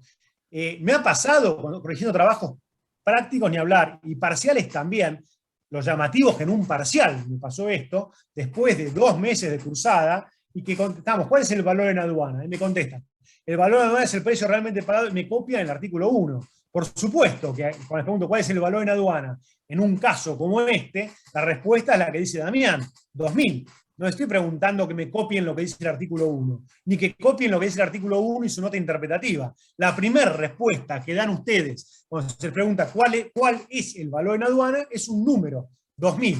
Está bien lo que dijo él. Con eso no alcanza, podría alcanzar ahora en esta primera clase, tal vez ya en un trabajo práctico cuando se les tome esto no alcanzaría. Se les va a pedir que fundamenten. ¿Por qué 2.000, Damián? ¿Cómo justificarías 2.000? A ver.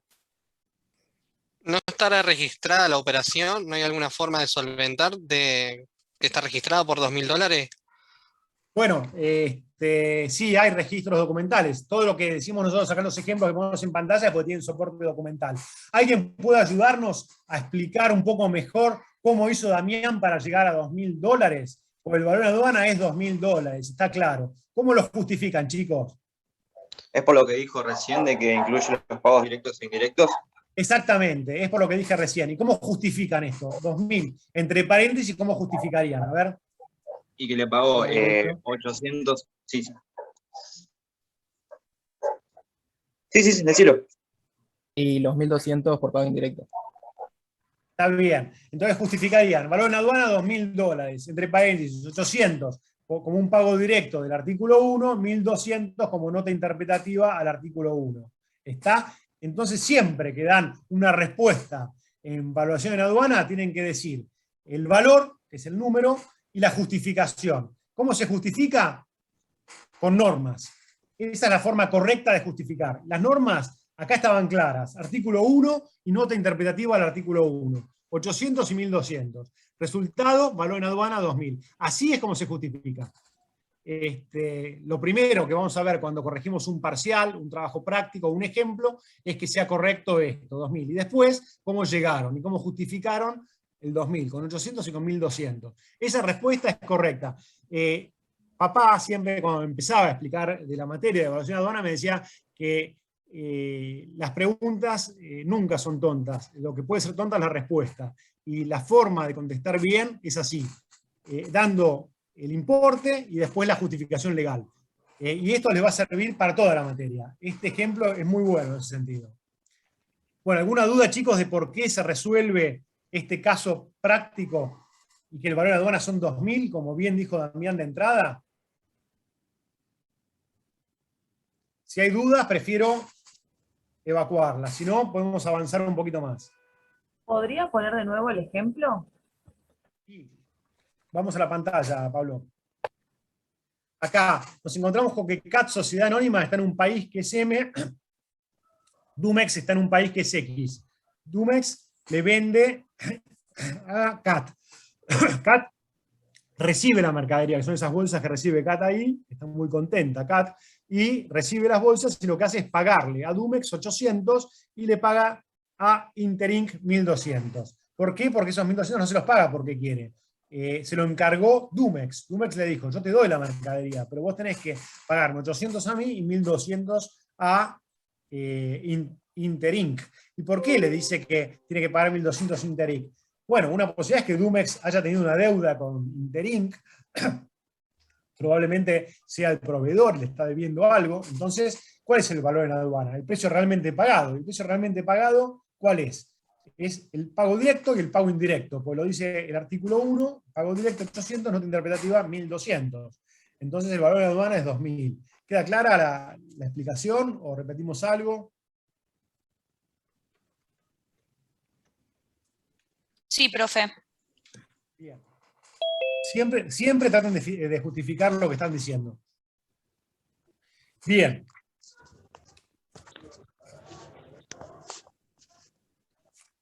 Si no quedan dudas, les comento algo.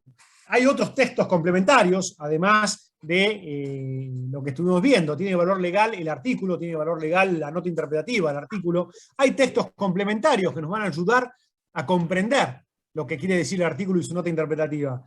Ejemplos ya vimos algunos. Hay textos que no tienen valor legal, como la opinión consultiva 1.1, como la opinión consultiva 16.1. La opinión consultiva 1.1 nos aclaraba cuándo no había venta. La 16.1 nos aclaraba algunos ejemplos de que esa venta tiene que ser para la exportación al país de importación. Tiene que haber una transferencia internacional de la mercadería. Y hay otros textos también que son complementarios que no tienen valor legal. Por ejemplo, los comentarios. Me refiero al comentario 16.1, que nos va a ayudar a comprender un poquito más esta materia, y el comentario 16.1, cuando se los demos, focalícense, porque tiene un montón de puntos, este comentario, en el punto 4. El punto 4, básicamente, se refiere a un ejemplo de que son actividades que por cuenta propia emprende el comprador de las mercaderías. Por ejemplo, ¿qué pasa si yo quiero importar un auto? ¿Saben lo que veía hoy por televisión? Estaba viendo, pongo un noticiero y veo un auto que hay un inventor, que era, creo que de Mendoza, y decía que el auto, ¿saben a qué funcionaba? No funcionaba ni con nafta, ni con gasoil, ni con sol, ni con electricidad, andaba con basura el auto. Le ponía basura y arrancaba. Realmente increíble. Entonces, hagamos de cuenta que esta persona es un fabricante que patenta su invento de auto que funciona con basura. Pues él decía que es un ingeniero y se le ocurrió esto porque decía que el petróleo se va a acabar en el mundo, entonces que se le ocurrió inventar este auto que andaba con basura. Y lo mostraba, le cargaba basura y el auto arrancaba. Realmente increíble. Patenta su invento. Pero hagamos de cuenta de que es un comerciante y lo que quiere hacer es empezar a producir mucho dinero con esto.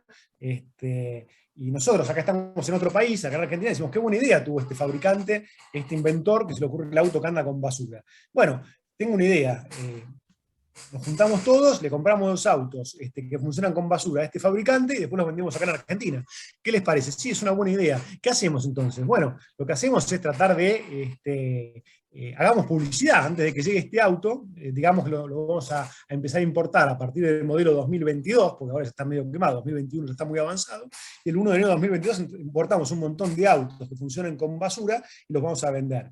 Pero bueno, para poder venderlos, estaría bueno que la gente los conozca. Empecemos a hacer publicidad de esto. Entonces empezamos a repartir folletos, a filmar videos, a subir a Instagram, a hacer propagandas por televisión. Y todo eso son actividades que hacemos nosotros, los compradores de este auto que anda a basura, para poder después comercializar este auto que funciona a basura. Todos esos gastos que yo estoy haciendo acá, ferias para mostrar el producto, ¿qué les parece?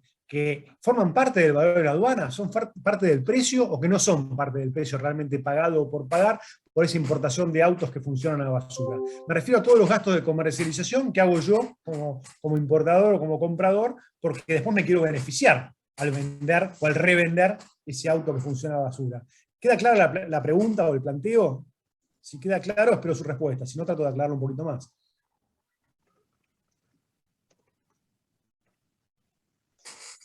No, profe, más o menos. A ver, puede ser que usted intenta preguntarnos si creemos que toda la publicidad y todo lo que se hizo para sacar al público el auto, si eso después influye en el precio. ¿Eso nos está preguntando? Y bueno, el precio va a influir, eso está claro, pues el precio va a ser lo suficientemente bueno, el que vendamos el auto como para poder recuperar todos los costos. La pregunta es, cuando se valora en aduana las mercaderías y tenemos que importar ese auto y lo valoramos, ¿el valor en aduana incluye o no incluye estos gastos que yo hago, estos gastos para poder comercializar el auto? Lo que decías vos, todos los gastos en ferias, publicidades, papeles, folletos, promotoras, por ahí se me ocurre contratar para que traten de convencer a la gente de que el auto es lindo y que va a ser bueno. ¿Qué le parece? ¿Les parece estos gastos de publicidad, de comercialización de este auto? ¿Van a formar parte del valor en aduana o no? Para mí no, porque no están relacionados una cosa con la otra. Bueno, ¿quién fue el que dijo esto? ¿Mariano? Sí. Sí, Mariano, eso mismo, esa conclusión a la que vos llegás, no está claramente en el acuerdo, pero bueno, si el acuerdo dice que lo valoramos es el precio realmente pagado por la mercadería, y la mercadería es el auto. Bueno, la verdad es que esto no es el auto, son otros gastos que no son el auto, son gastos en folletos, en promociones, son gastos de actividades que yo emprendo como comprador por mi cuenta, y que no son la mercadería.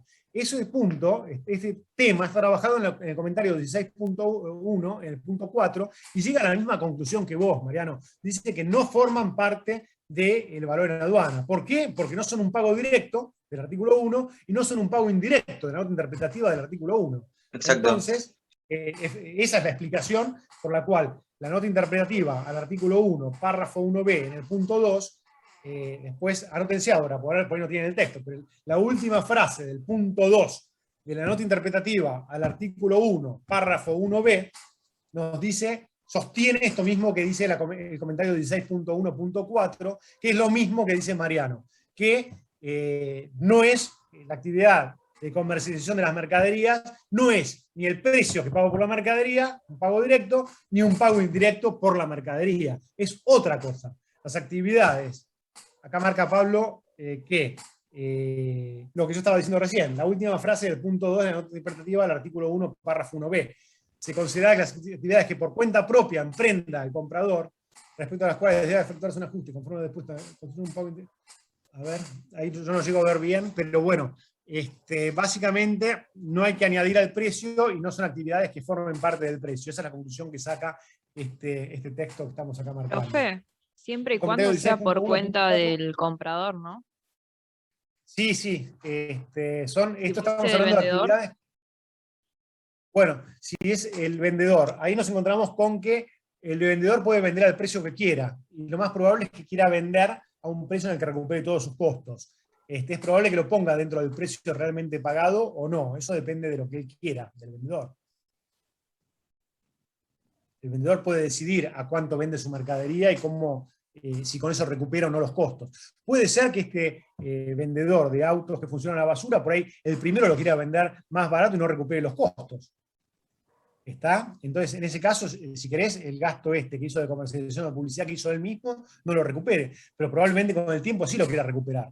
Eso es un tema de la realidad comercial, no es que nosotros podemos decir todos los compradores tienen que recuperar los costos o no. Si querés ganar un mercado, es probable que quieras ir a pérdida y que el precio de venta sea inferior al precio de los costos. Eso no depende de nosotros. Lo que sí tenemos que valorar de acuerdo al precio realmente pagado. ¿Está? Recupere los costos o no el vendedor, que sería tu pregunta. Perfecto, gracias. De nada. Chicos, ¿alguna duda con esto?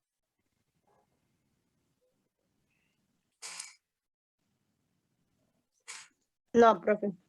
Bueno, no quedan dudas. Lo que queda claro entonces es que los gastos de comercialización de las mercaderías en los que incurre el comprador no tienen nada que ver ni con el precio del artículo 1 ni con el pago indirecto del artículo 1. Ahora, si es el vendedor el que hace estos gastos y los quiere recuperar en el precio de venta, bueno, cómo se compone el precio de venta ya va más allá de esta materia. El vendedor puede vender la mercadería al precio que él quiera. Bueno, Esto es una pregunta de examen, si los gastos de comercialización forman parte o no del valor en aduana, como parte del precio, como parte de un ajuste, como parte de un pago directo, como parte del pago indirecto. La verdad es que nunca forman parte, eso es lo primero que tiene que quedar claro. Y otra pregunta de examen es si los pagos de dividendos que hacen las sociedades, que cada tanto forman parte del concepto de valor en aduana, del precio realmente pagado por pagar por las mercaderías, y el pago de dividendos no tiene nada que ver con eso que estamos hablando, que es el precio realmente pagado por una mercadería específica y puntual. Si después la empresa paga dividendos es otra cosa, no tiene relación con la mercadería, sino con el giro comercial de la empresa. Los dividendos tampoco tienen nada que ver con esto. Si no quedan dudas, chicos, vamos a empezar a profundizar un poquito más acerca de qué es este concepto de precio realmente pagado, qué es lo que incluye, qué no incluye, qué pasa con los descuentos, qué pasa con los descuentos por pago de contado, por descuentos comerciales, descuentos por cantidad, si son aceptables o no son aceptables efectos aduaneros. ¿Dudas hasta acá, chicos? No, profe.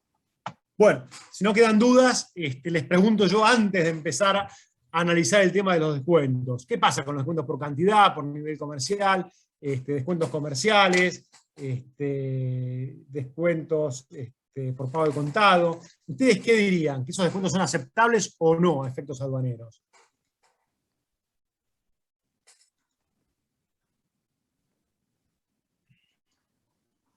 Me parece que es un acuerdo comercial. A ver, Florencia, acá nos da una respuesta que yo no llego a entender bien. ¿Es aceptable o no el descuento por cantidad? Es la pregunta puntual. Primero decime si sí o si no, y después empezamos a profundizar un poco.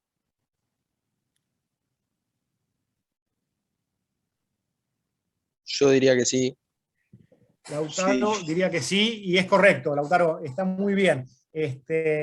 A ver, lo vamos a volcar en el ejemplo de las computadoras.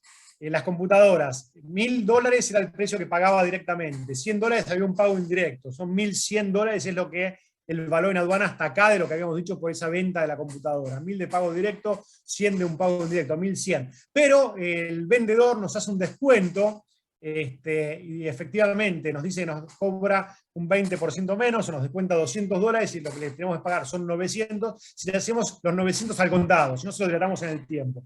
Entonces, al fin y al cabo, ese descuento, eran 1.100 menos 200 del descuento, lo que realmente estamos pagándole, ¿cuánto es? 900. Claro, 900. Entonces, si 900 es lo que le pagamos, porque los otros 200 me los descontó, ¿cuál va a ser el valor en aduana? ¿1.100, que era el precio base, o 900, porque me hicieron un descuento por cantidad o por pago de contado, como decíamos recién, de 200? 900, porque hay que ver cuál fue el precio realmente pagado. En este caso no hay ninguna duda de que el precio realmente pagado fue de 900. Bueno, esto que estamos viendo acá lo van a ver ustedes cuando estudien con profundidad los textos complementarios que les vamos a facilitar. Acá este tema está trabajado, el de los descuentos, en la opinión consultiva 5.1, 5.2 y 5.3. Ahí están trabajados todos los descuentos de los que hablamos. Descuentos por pago de contado, descuentos comerciales, descuentos por cantidad, y la conclusión es que todos los descuentos, por supuesto, con respaldo documental, son aceptables a efectos aduaneros. Ninguna duda cabe con esto. Bien, ahora vamos a ver un ejemplo que está trabajado en la opinión consultiva 15.1 con relación a unos descuentos. Si tienen lápiz y papel, chicos, para ir anotando, pues son un montón de cosas que les voy diciendo y no se las van a acordar si es que no están anotando. Estaría bueno que me sigan, yo voy a tratar de hablar despacio como para que me puedan seguir, pero igual lo van a tener después el texto de la opinión consultiva 15.1, que yo voy a tratar de explicar ahora, como para que se entienda, y estaría bueno que tomen nota también. Bueno, se trata de una operación de compra-venta. El vendedor dice que si lo que hace el comprador es comprar de 1 a 9 unidades, no hace ningún descuento. Pero si le compran de 10 a 49, por ejemplo sillas, podemos decir, hace un descuento del 5%. El que si le compran más de 50 hace un 8% de descuento. Es decir, tiene una... no me sale la palabra, una lista comercial de acuerdo a la cual, si las ventas de sillas ¿qué hace? Son de 1 a 9 sillas, no te hace ningún descuento. Si te vende de 10 a 49, te hace un descuento del 5%, si te vende más de 50, te hace un 8% de descuento. Esa es la primera regla que establece. Entonces nos encontramos con que el importador, un importador cualquiera, lo que hace es le compra 27 sillas. Yo les pregunto, ¿le hace algún descuento entonces? ¿Ese descuento es aceptable a efectos aduaneros? Sí, del 5%. Obviamente, sí, es 5%. Ahora les hago una pregunta un poquito más difícil, Mariano, a ver si la podés contestar vos también. Esas 27 unidades que le vendió el vendedor al comprador, las manda a la aduana en 3 envíos de 9 unidades. Entonces a la aduana llegan 9, después 9 y después 9. Cuando llegan esas 9, que forman parte de una venta de 27, ¿qué dirías? ¿Que es aceptable o no el descuento del 5% que estaba claro en el primer caso que sí? Acá alguna duda genera. ¿Qué harías? Sí, para mí sí es aceptable, porque Sí, el valor de venta incluye exactamente, sí, exactamente. Lo que hay que tener, no perdamos de vista la venta. La venta es de 27, los envíos por ahí confunden, porque son 3 envíos de 9.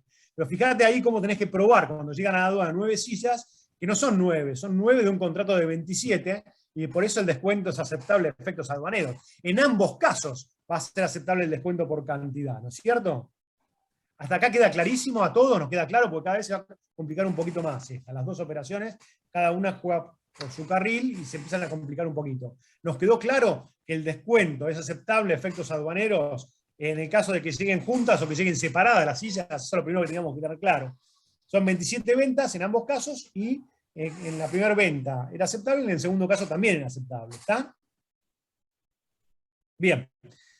Ahora les aclaro yo que el vendedor aclara también que las ventas, él lleva un registro de ventas, y que las ventas acumulativas las tiene en cuenta y que son aceptables los descuentos por ventas acumulativas.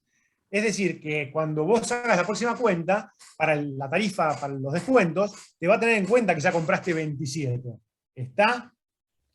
Entonces, nos encontramos con que ahora lo que hacen los dos operadores que habían comprado 27, uno había comprado 27, las había enviado, y el otro había comprado 27 y habían llegado 3 envíos de 9, ese era el primer caso. Ahora ambos compran 42 más. ¿Qué pasa con esta operación de 42? ¿Va a ser aceptable el descuento que piden ambos importadores? ¿Qué descuento le toca si es que se aceptan los descuentos acumulativos? El 8%, profe. El 8%. Bien. Acá tenemos que el primer operador le plantea a la aduana, traigo 42 sillas y me corresponde un descuento del 8%. Ustedes son la aduana y tienen que valorar. ¿Es aceptable ese descuento del 8% de las sillas que plantea el importador? En este caso, sí. Sí. ¿Y cómo lo justifican? Bueno, trajo 42, le tocaría un 5, pero en realidad el vendedor acepta descuentos teniendo en cuenta todas las cantidades, acepta descuentos acumulativos. Entonces, como yo había traído 27 antes, había comprado 27, ahora compro 42, en realidad no es que compré 42, me toma como si fueran 69, razón por la cual está justificado el descuento del 8%. Y eso se lo digo a la aduana y la aduana me lo acepta, está claro, ¿no? ¿Dudas? Profe, sí, una consulta. Bien, Martín, adelante. Esas 42 sillas igualmente entrarían en el 8% de descuento si no fueran acumulativas, porque era hasta 40, ¿no? El de 5%. No. El primer ejemplo hubieran sido, si no eran acumulativas, era de 10 a 49, era un 5%. A 49, había entendido a 40. Listo, gracias. Claro, no, a 49. Más de 50 le toca el 8. Entonces acá queda claro que como se toman las ventas acumulativas, el descuento que le corresponde es del 8. Hasta acá este caso está claro. Ahora les digo lo que hizo el otro importador, que también había traído 27, que también había ahora sumado 42, y que en total son 69. Entonces lo que le dice a la aduana es que él quiere que en estas 42 le hagan un descuento del 11%. La aduana le dice, pará, ¿cómo del 11%? Bueno, del 8 está claro que me toca, dice, porque son en total más de 50, pero no te olvides que si me toca el 8, en la primera operación de todas las que hice, cuando traje 27, vos no me habías tomado nada más que un 5. ¿Se acuerdan de la primera operación? Entonces compenso y ahora te pido un 11. ¿Qué hace la aduana con este operador que ahora le plantea que en estas 42 sillas, en vez de un 8, quiere un descuento del 11? Eso no se puede. Eso no se puede. ¿Quién lo dijo? Florencia. Exactamente, Florencia. La aduana le va a decir que eso no se puede. ¿Por El qué? 8 se aplica. Aplica el del 8. ¿Y por qué? Porque lo que hay que tener en cuenta es la operación comercial. La operación comercial es de 42 en este caso. Entonces ya no podemos entrar a revisar operaciones cerradas antes. Los descuentos son acumulativos para adelante, no retroactivos para atrás. No podemos tratar de corregir una operación que ya está cerrada. Nunca son retroactivos los descuentos, ¿está? Una cosa es que te tomen en cuenta una operación para acumular el descuento. Otra que sea retroactivo, que pidas un 11 acá, ¿está? 11 es inaceptable.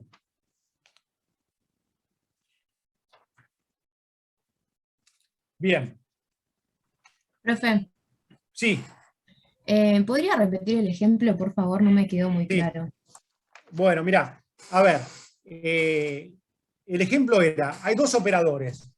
El primero trae, vamos a decir, se llaman A y B, entonces, para que quede claro. A trae 27 sillas en el primer envío. Y como de 27, según la escala de descuentos, le correspondía un descuento del 5%. Hasta ahí estaba clarísimo el ejemplo. ¿No? Sí, hasta ahí sí. Hasta ahí está claro. Después tenemos un operador que se llama B, que es otro importador. B trae 27 sillas en 3 envíos de 9 sillas. 27 sillas en 3 envíos de 9 sillas cada uno. Y en ambos casos, la aduana, aunque lleguen 9 sillas, siempre le reconoce el 5% de descuento que estaba pidiendo. La aduana siempre les acepta a A y a B el 5%. ¿Hasta ahí está claro? Sí, hasta ahí sí. Reconoce los descuentos por cantidad. Bien. También dijimos que el vendedor reconoce los descuentos acumulativos. ¿Está? Sí. Y ambos operadores, A y B, te traen 42 sillas más.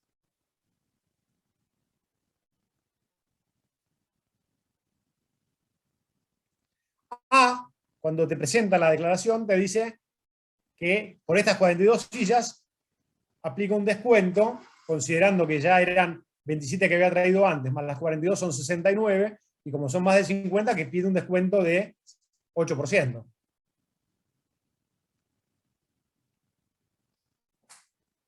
¿Y la aduana se lo acepta o no? Y eso contestaron todos tus compañeros que sí, que es aceptable. ¿Por qué? Porque los descuentos acumulativos son aceptables. Claro, sí, entiendo. Está claro. Ahora el caso de B ya parece que hace una picardía, porque trae otras 42, decíamos, en total son 69, también, y le pide a la aduana que le reconozca un descuento del 11%. La aduana le dice, no entiendo por qué el 11%. Entonces él explica, el 8 me toca claramente, porque así se lo reconociste a A. Son 69, entonces 8 me tocan.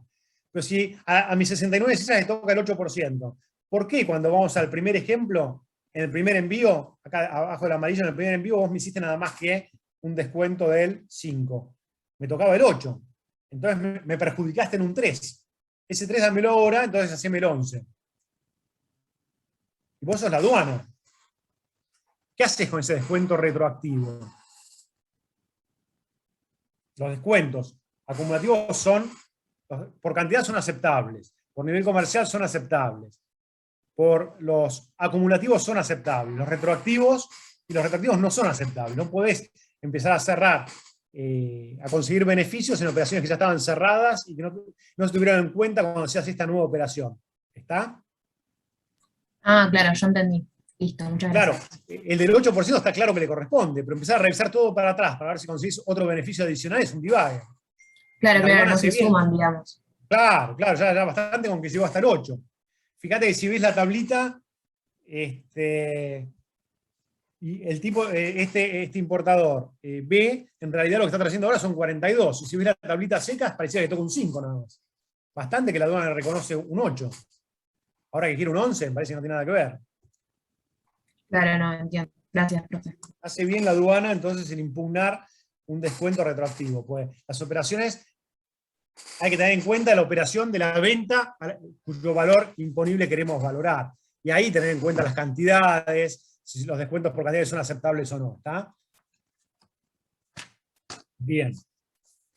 Hay otros factores que también inciden en el precio. Estos factores están trabajados en distintas normas. Por ejemplo, en el comentario, en la opinión consultiva 2.1. ¿Qué dice la opinión consultiva 2.1? Ya les vamos a dar el texto. Pero básicamente yo les adelanto de qué trata. La opinión consultiva 2.1 nos habla de precios bajos. ¿Un precio bajo es aceptable a efectos aduaneros o no? ¿Qué les parece? No. Depende del precio que esté fijado para ese producto en esa aduana, digamos. A ver, acá dice, Mariano nos da su opinión y nos dice que un precio bajo no es aceptable a efectos aduaneros. Es una opinión. A ver, ¿quiénes piensan que sí es aceptable y por qué? Por ejemplo, creo que en envío de muestras es aceptable un precio bajo referente, porque no es a efectos aduaneros. No, estamos hablando de casos en los cuales, Florencia, es a efectos aduaneros. Estamos valorando un precio bajo a efectos aduaneros. Y Mariano considera que en principio no es aceptable. A ver, Hay que el precio del país de origen, porque si no pasaría por dumping también. Acá Fiamma nos dice que podría pasar por dumping si es bajo, lo que es cierto, y que hay que ver el precio del país de origen. Bueno, pero dejando de lado de que pueda ser pasible de medidas antidumping, ¿qué pasa con un precio que es bajo? ¿Es aceptable a efectos aduaneros o no? Si es realmente el precio pago por pagar, yo creería que sí. Exacto, Lautaro. Cuando ustedes valoran, lo primero que tienen que ver es la norma. ¿Qué dice la norma? Artículo 1. ¿Qué dice el artículo 1? El valor es el precio realmente pagado o por pagar. Si el precio realmente por pagado o por pagar es bajo, después se investigarán las razones por las cuales es bajo. Pero si es el precio realmente pagado, el artículo 1 nos dice que el valor de la aduana es el precio realmente pagado, evidentemente que la conclusión a la que se llega a la opinión consultiva 2.1 es que el solo hecho de que sea bajo no impide que sea aceptable a efectos aduaneros. Ya la van a poder estudiar en profundidad y vamos a poder conversarlo en otro momento, pero la conclusión es que ese precio es aceptable a efectos aduaneros. Bien. Y si el precio viene subvencionado, ¿será aceptable o no?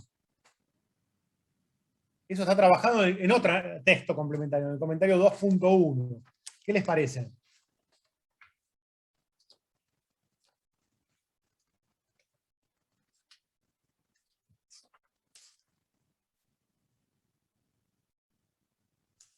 Y teniendo en cuenta el artículo 1, sí. Exactamente. La conclusión del comentario 2.1 es que aplicamos la norma que está en el artículo 1 y es aceptable. ¿Y qué pasa con el comentario 3.1? Si viene una mercadería pasible de dumping, ¿va a ser aceptable ese precio o no? Sí. Exacto, también. Se le aplicarán las medidas antidumping, no tiene nada que ver, pero con la valoración va a ser aceptable. Es el precio realmente pagado o por pagar. Bien. Quiero ahora empezar a profundizar un poquito más, pues estamos todavía con los primeros dos renglones del artículo 1, que nos hablaba de que el valor aduanal es el precio realmente pagado por pagar por las mercaderías cuando se venden para la exportación al país de importación, con los ajustes del artículo 8. Les quiero aclarar nada más, a título ejemplificativo, y después vamos a empezar a desarrollar el tema, que los ajustes del artículo 8 son algunos elementos que hay que añadirle al precio para poder llegar al valor. ¿Está? Y hay algunos ajustes que son obligatorios y otros que son facultativos. Pero bueno, les hago yo una pregunta que está trabajada, por ejemplo, en el comentario 9.1. Y ya se los vamos a dar, el comentario 9.1, y se refiere a los gastos en los que se incurre después de la importación de las mercaderías. ¿Esos gastos van a formar parte del valor en aduana o no? ¿Qué dirá el comentario 9.1 que lo van a estudiar después? Son gastos... Muy bien, Julieta. Son gastos en que se incurre después de la importación. Bueno, el valor en aduana es el valor en el momento en el cual la mercadería está en la aduana. Lo que pasa después de que se importó la mercadería, por supuesto que no tiene nada que ver con el valor en aduana. No va a formar parte, el gasto en que se incurre después de la importación no forma parte del valor en aduana. Eso está en el comentario 9.1, pero también está, y no tiene valor legal porque está en un comentario 9.1, pero también está esa conclusión en la nota interpretativa del artículo 1 y tiene valor legal. Al tener valor legal es fundamental tener claro entonces que los gastos en los que se hacen después de la importación no van a formar parte del valor en aduana. Por ejemplo, si traigo una mercadería y hay que transportarla después de la importación, ese gasto de transporte no va a poder ser considerado como un gasto del artículo 1 de ningún modo, porque se hizo después de la importación. ¿Está claro? Los derechos que pago después de que importo las mercaderías tampoco van a formar parte del valor, porque son después de la importación. Aclarado esto, voy a hacer algunos comentarios adicionales que están trabajados en una decisión del GATT 3.1. ¿Qué les parece que pasa con los intereses? Les pregunto a ustedes, antes de analizar qué es lo que dice la decisión. ¿Los intereses forman parte del concepto del valor en aduana de las mercaderías del artículo 1 o no? No. No. Creo que no. No, porque no son la mercadería, son el interés por comprar la mercadería, es una cosa distinta. Entonces, cuando lo pueda separar del valor de la mercadería o del precio de la mercadería, y además de que lo pueda separar, hay un acuerdo por escrito y el comprador puede demostrar que el precio de la mercadería sin interés es distinto, por supuesto que no va a ser considerado como formando parte del artículo 1. ¿Está claro esto? Eso de los intereses, ¿dónde está, profe? Está en un texto, a ver, primero, el artículo 1 nos dice que el valor en aduana es el precio realmente pagado por pagar por las mercaderías. Yo te pregunto, ¿los intereses son la mercadería o no son la mercadería? No, no son. No, no son. Entonces ya por ese solo hecho ya te hace pensar que no van a ir los intereses dentro del artículo 1. ¿Por qué? Porque no son lo mismo. Una cosa es la mercadería y otra los intereses que pago por la mercadería. Igual la decisión 3.1 es un texto complementario, no tiene valor legal, pero no tiene nada de novedoso. En realidad, lo que estamos valorando por el artículo 1 es el precio realmente pagado por las mercaderías. Si esto no es la mercadería, ¿cómo va a estar dentro del artículo 1? Va de suyo que no lo está. ¿Está claro? Pero al margen de que no lo está, hay un texto que refuerza esto, que es la decisión 3.1 del GATT, que te aclara que los intereses, si vos podés demostrar con un acuerdo por escrito y que además el precio de la mercadería podés acreditar que es otro, sin los intereses, por supuesto no va a formar parte del artículo 1. Está en un texto complementario, y no está en el artículo 1 ni en la nota interpretativa. Esa es la razón por la cual no va. ¿Claro? Perfecto. Sí. Bien, muy bien. Aclarado esto, entonces, si volviéramos al texto del artículo 1 y lo empezamos a leer o a releer, ¿quién más o menos nos puede contar qué es lo que dice el artículo 1 y cómo se valora por el artículo 1? Que es el primer método y que se valora en más del 97% de las importaciones. ¿Cómo valoramos por el artículo 1? ¿Qué dice?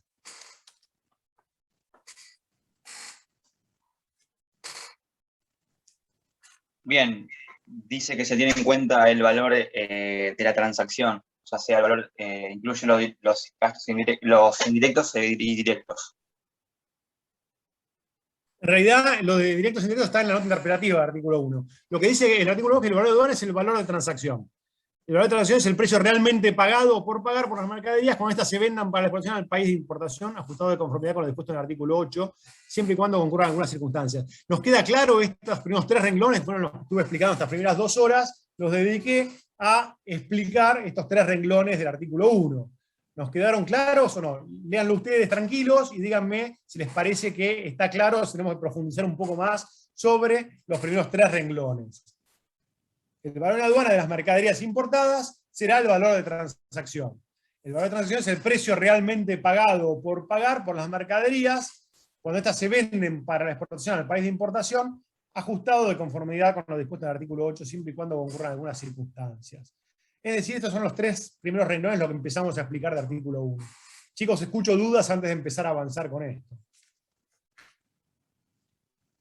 ¿Nos quedó a todos claro el artículo 1? Que hay que el precio después, sí, la nota interpretativa nos aclara que hay pagos directos e indirectos, y hay textos complementarios también que nos ayudan a entender esta noción. ¿Pero nos quedó clara esta primera parte o no? Yo quería preguntar a qué se refiere con por pagar. Muy buena pregunta. En realidad, por pagar quiere decir que hay una parte del precio que se puede pagar ahora, otra que se puede pagar en el tiempo. Ese por pagar, por más que no esté pagado, es aceptable a efectos aduaneros, el por pagar. Es como que puedo pagarte de los $1.100 que decíamos por la notebook, 900 ahora y 200 dentro de 3 meses. Lo que pasa que en ese caso está claro que te perdiste el descuento por pago al contado del que hablábamos después, ¿no? Ese por pagar no te hace salir del artículo 1, te quedás en el artículo 1. Ok. Bien, chicos, ¿alguna pregunta más con relación básicamente a esos 3 renglones que acabamos de explicar?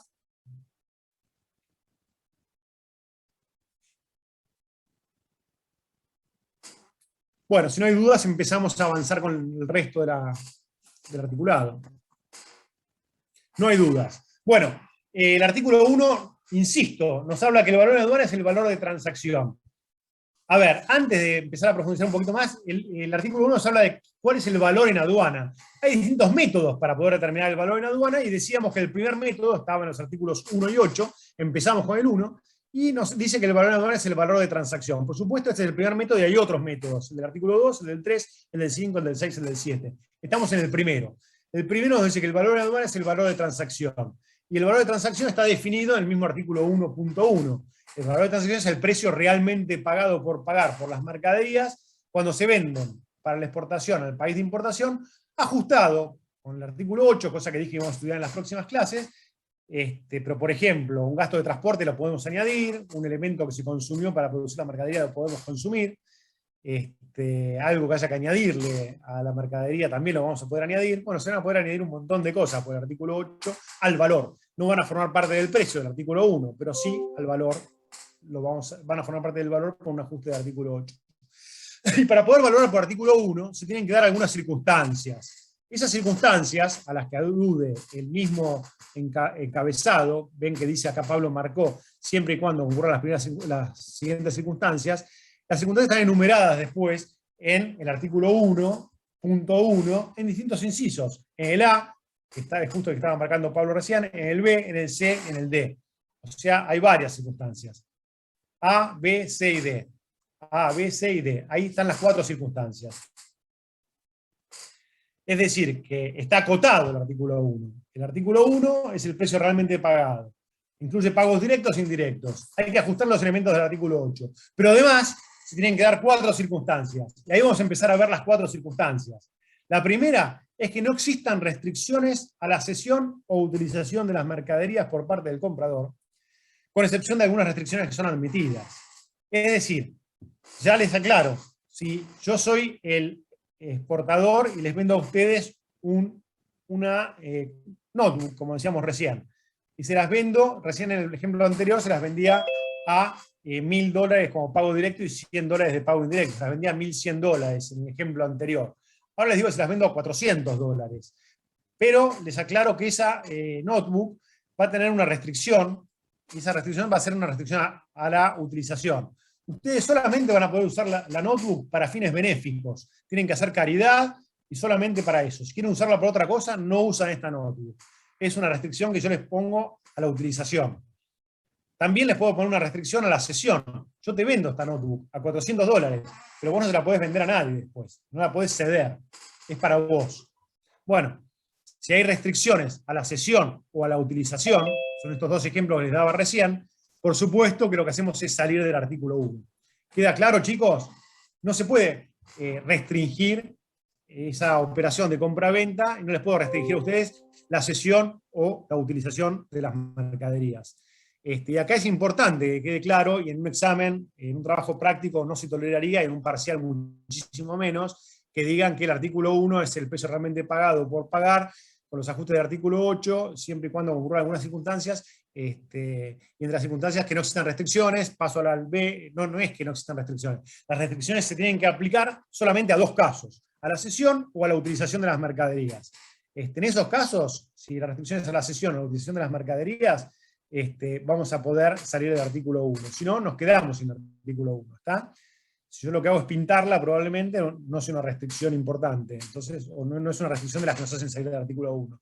Para salir del artículo 1, la restricción tiene que ser a la cesión o a la utilización de las mercaderías. Los ejemplos que les puse son clarísimos.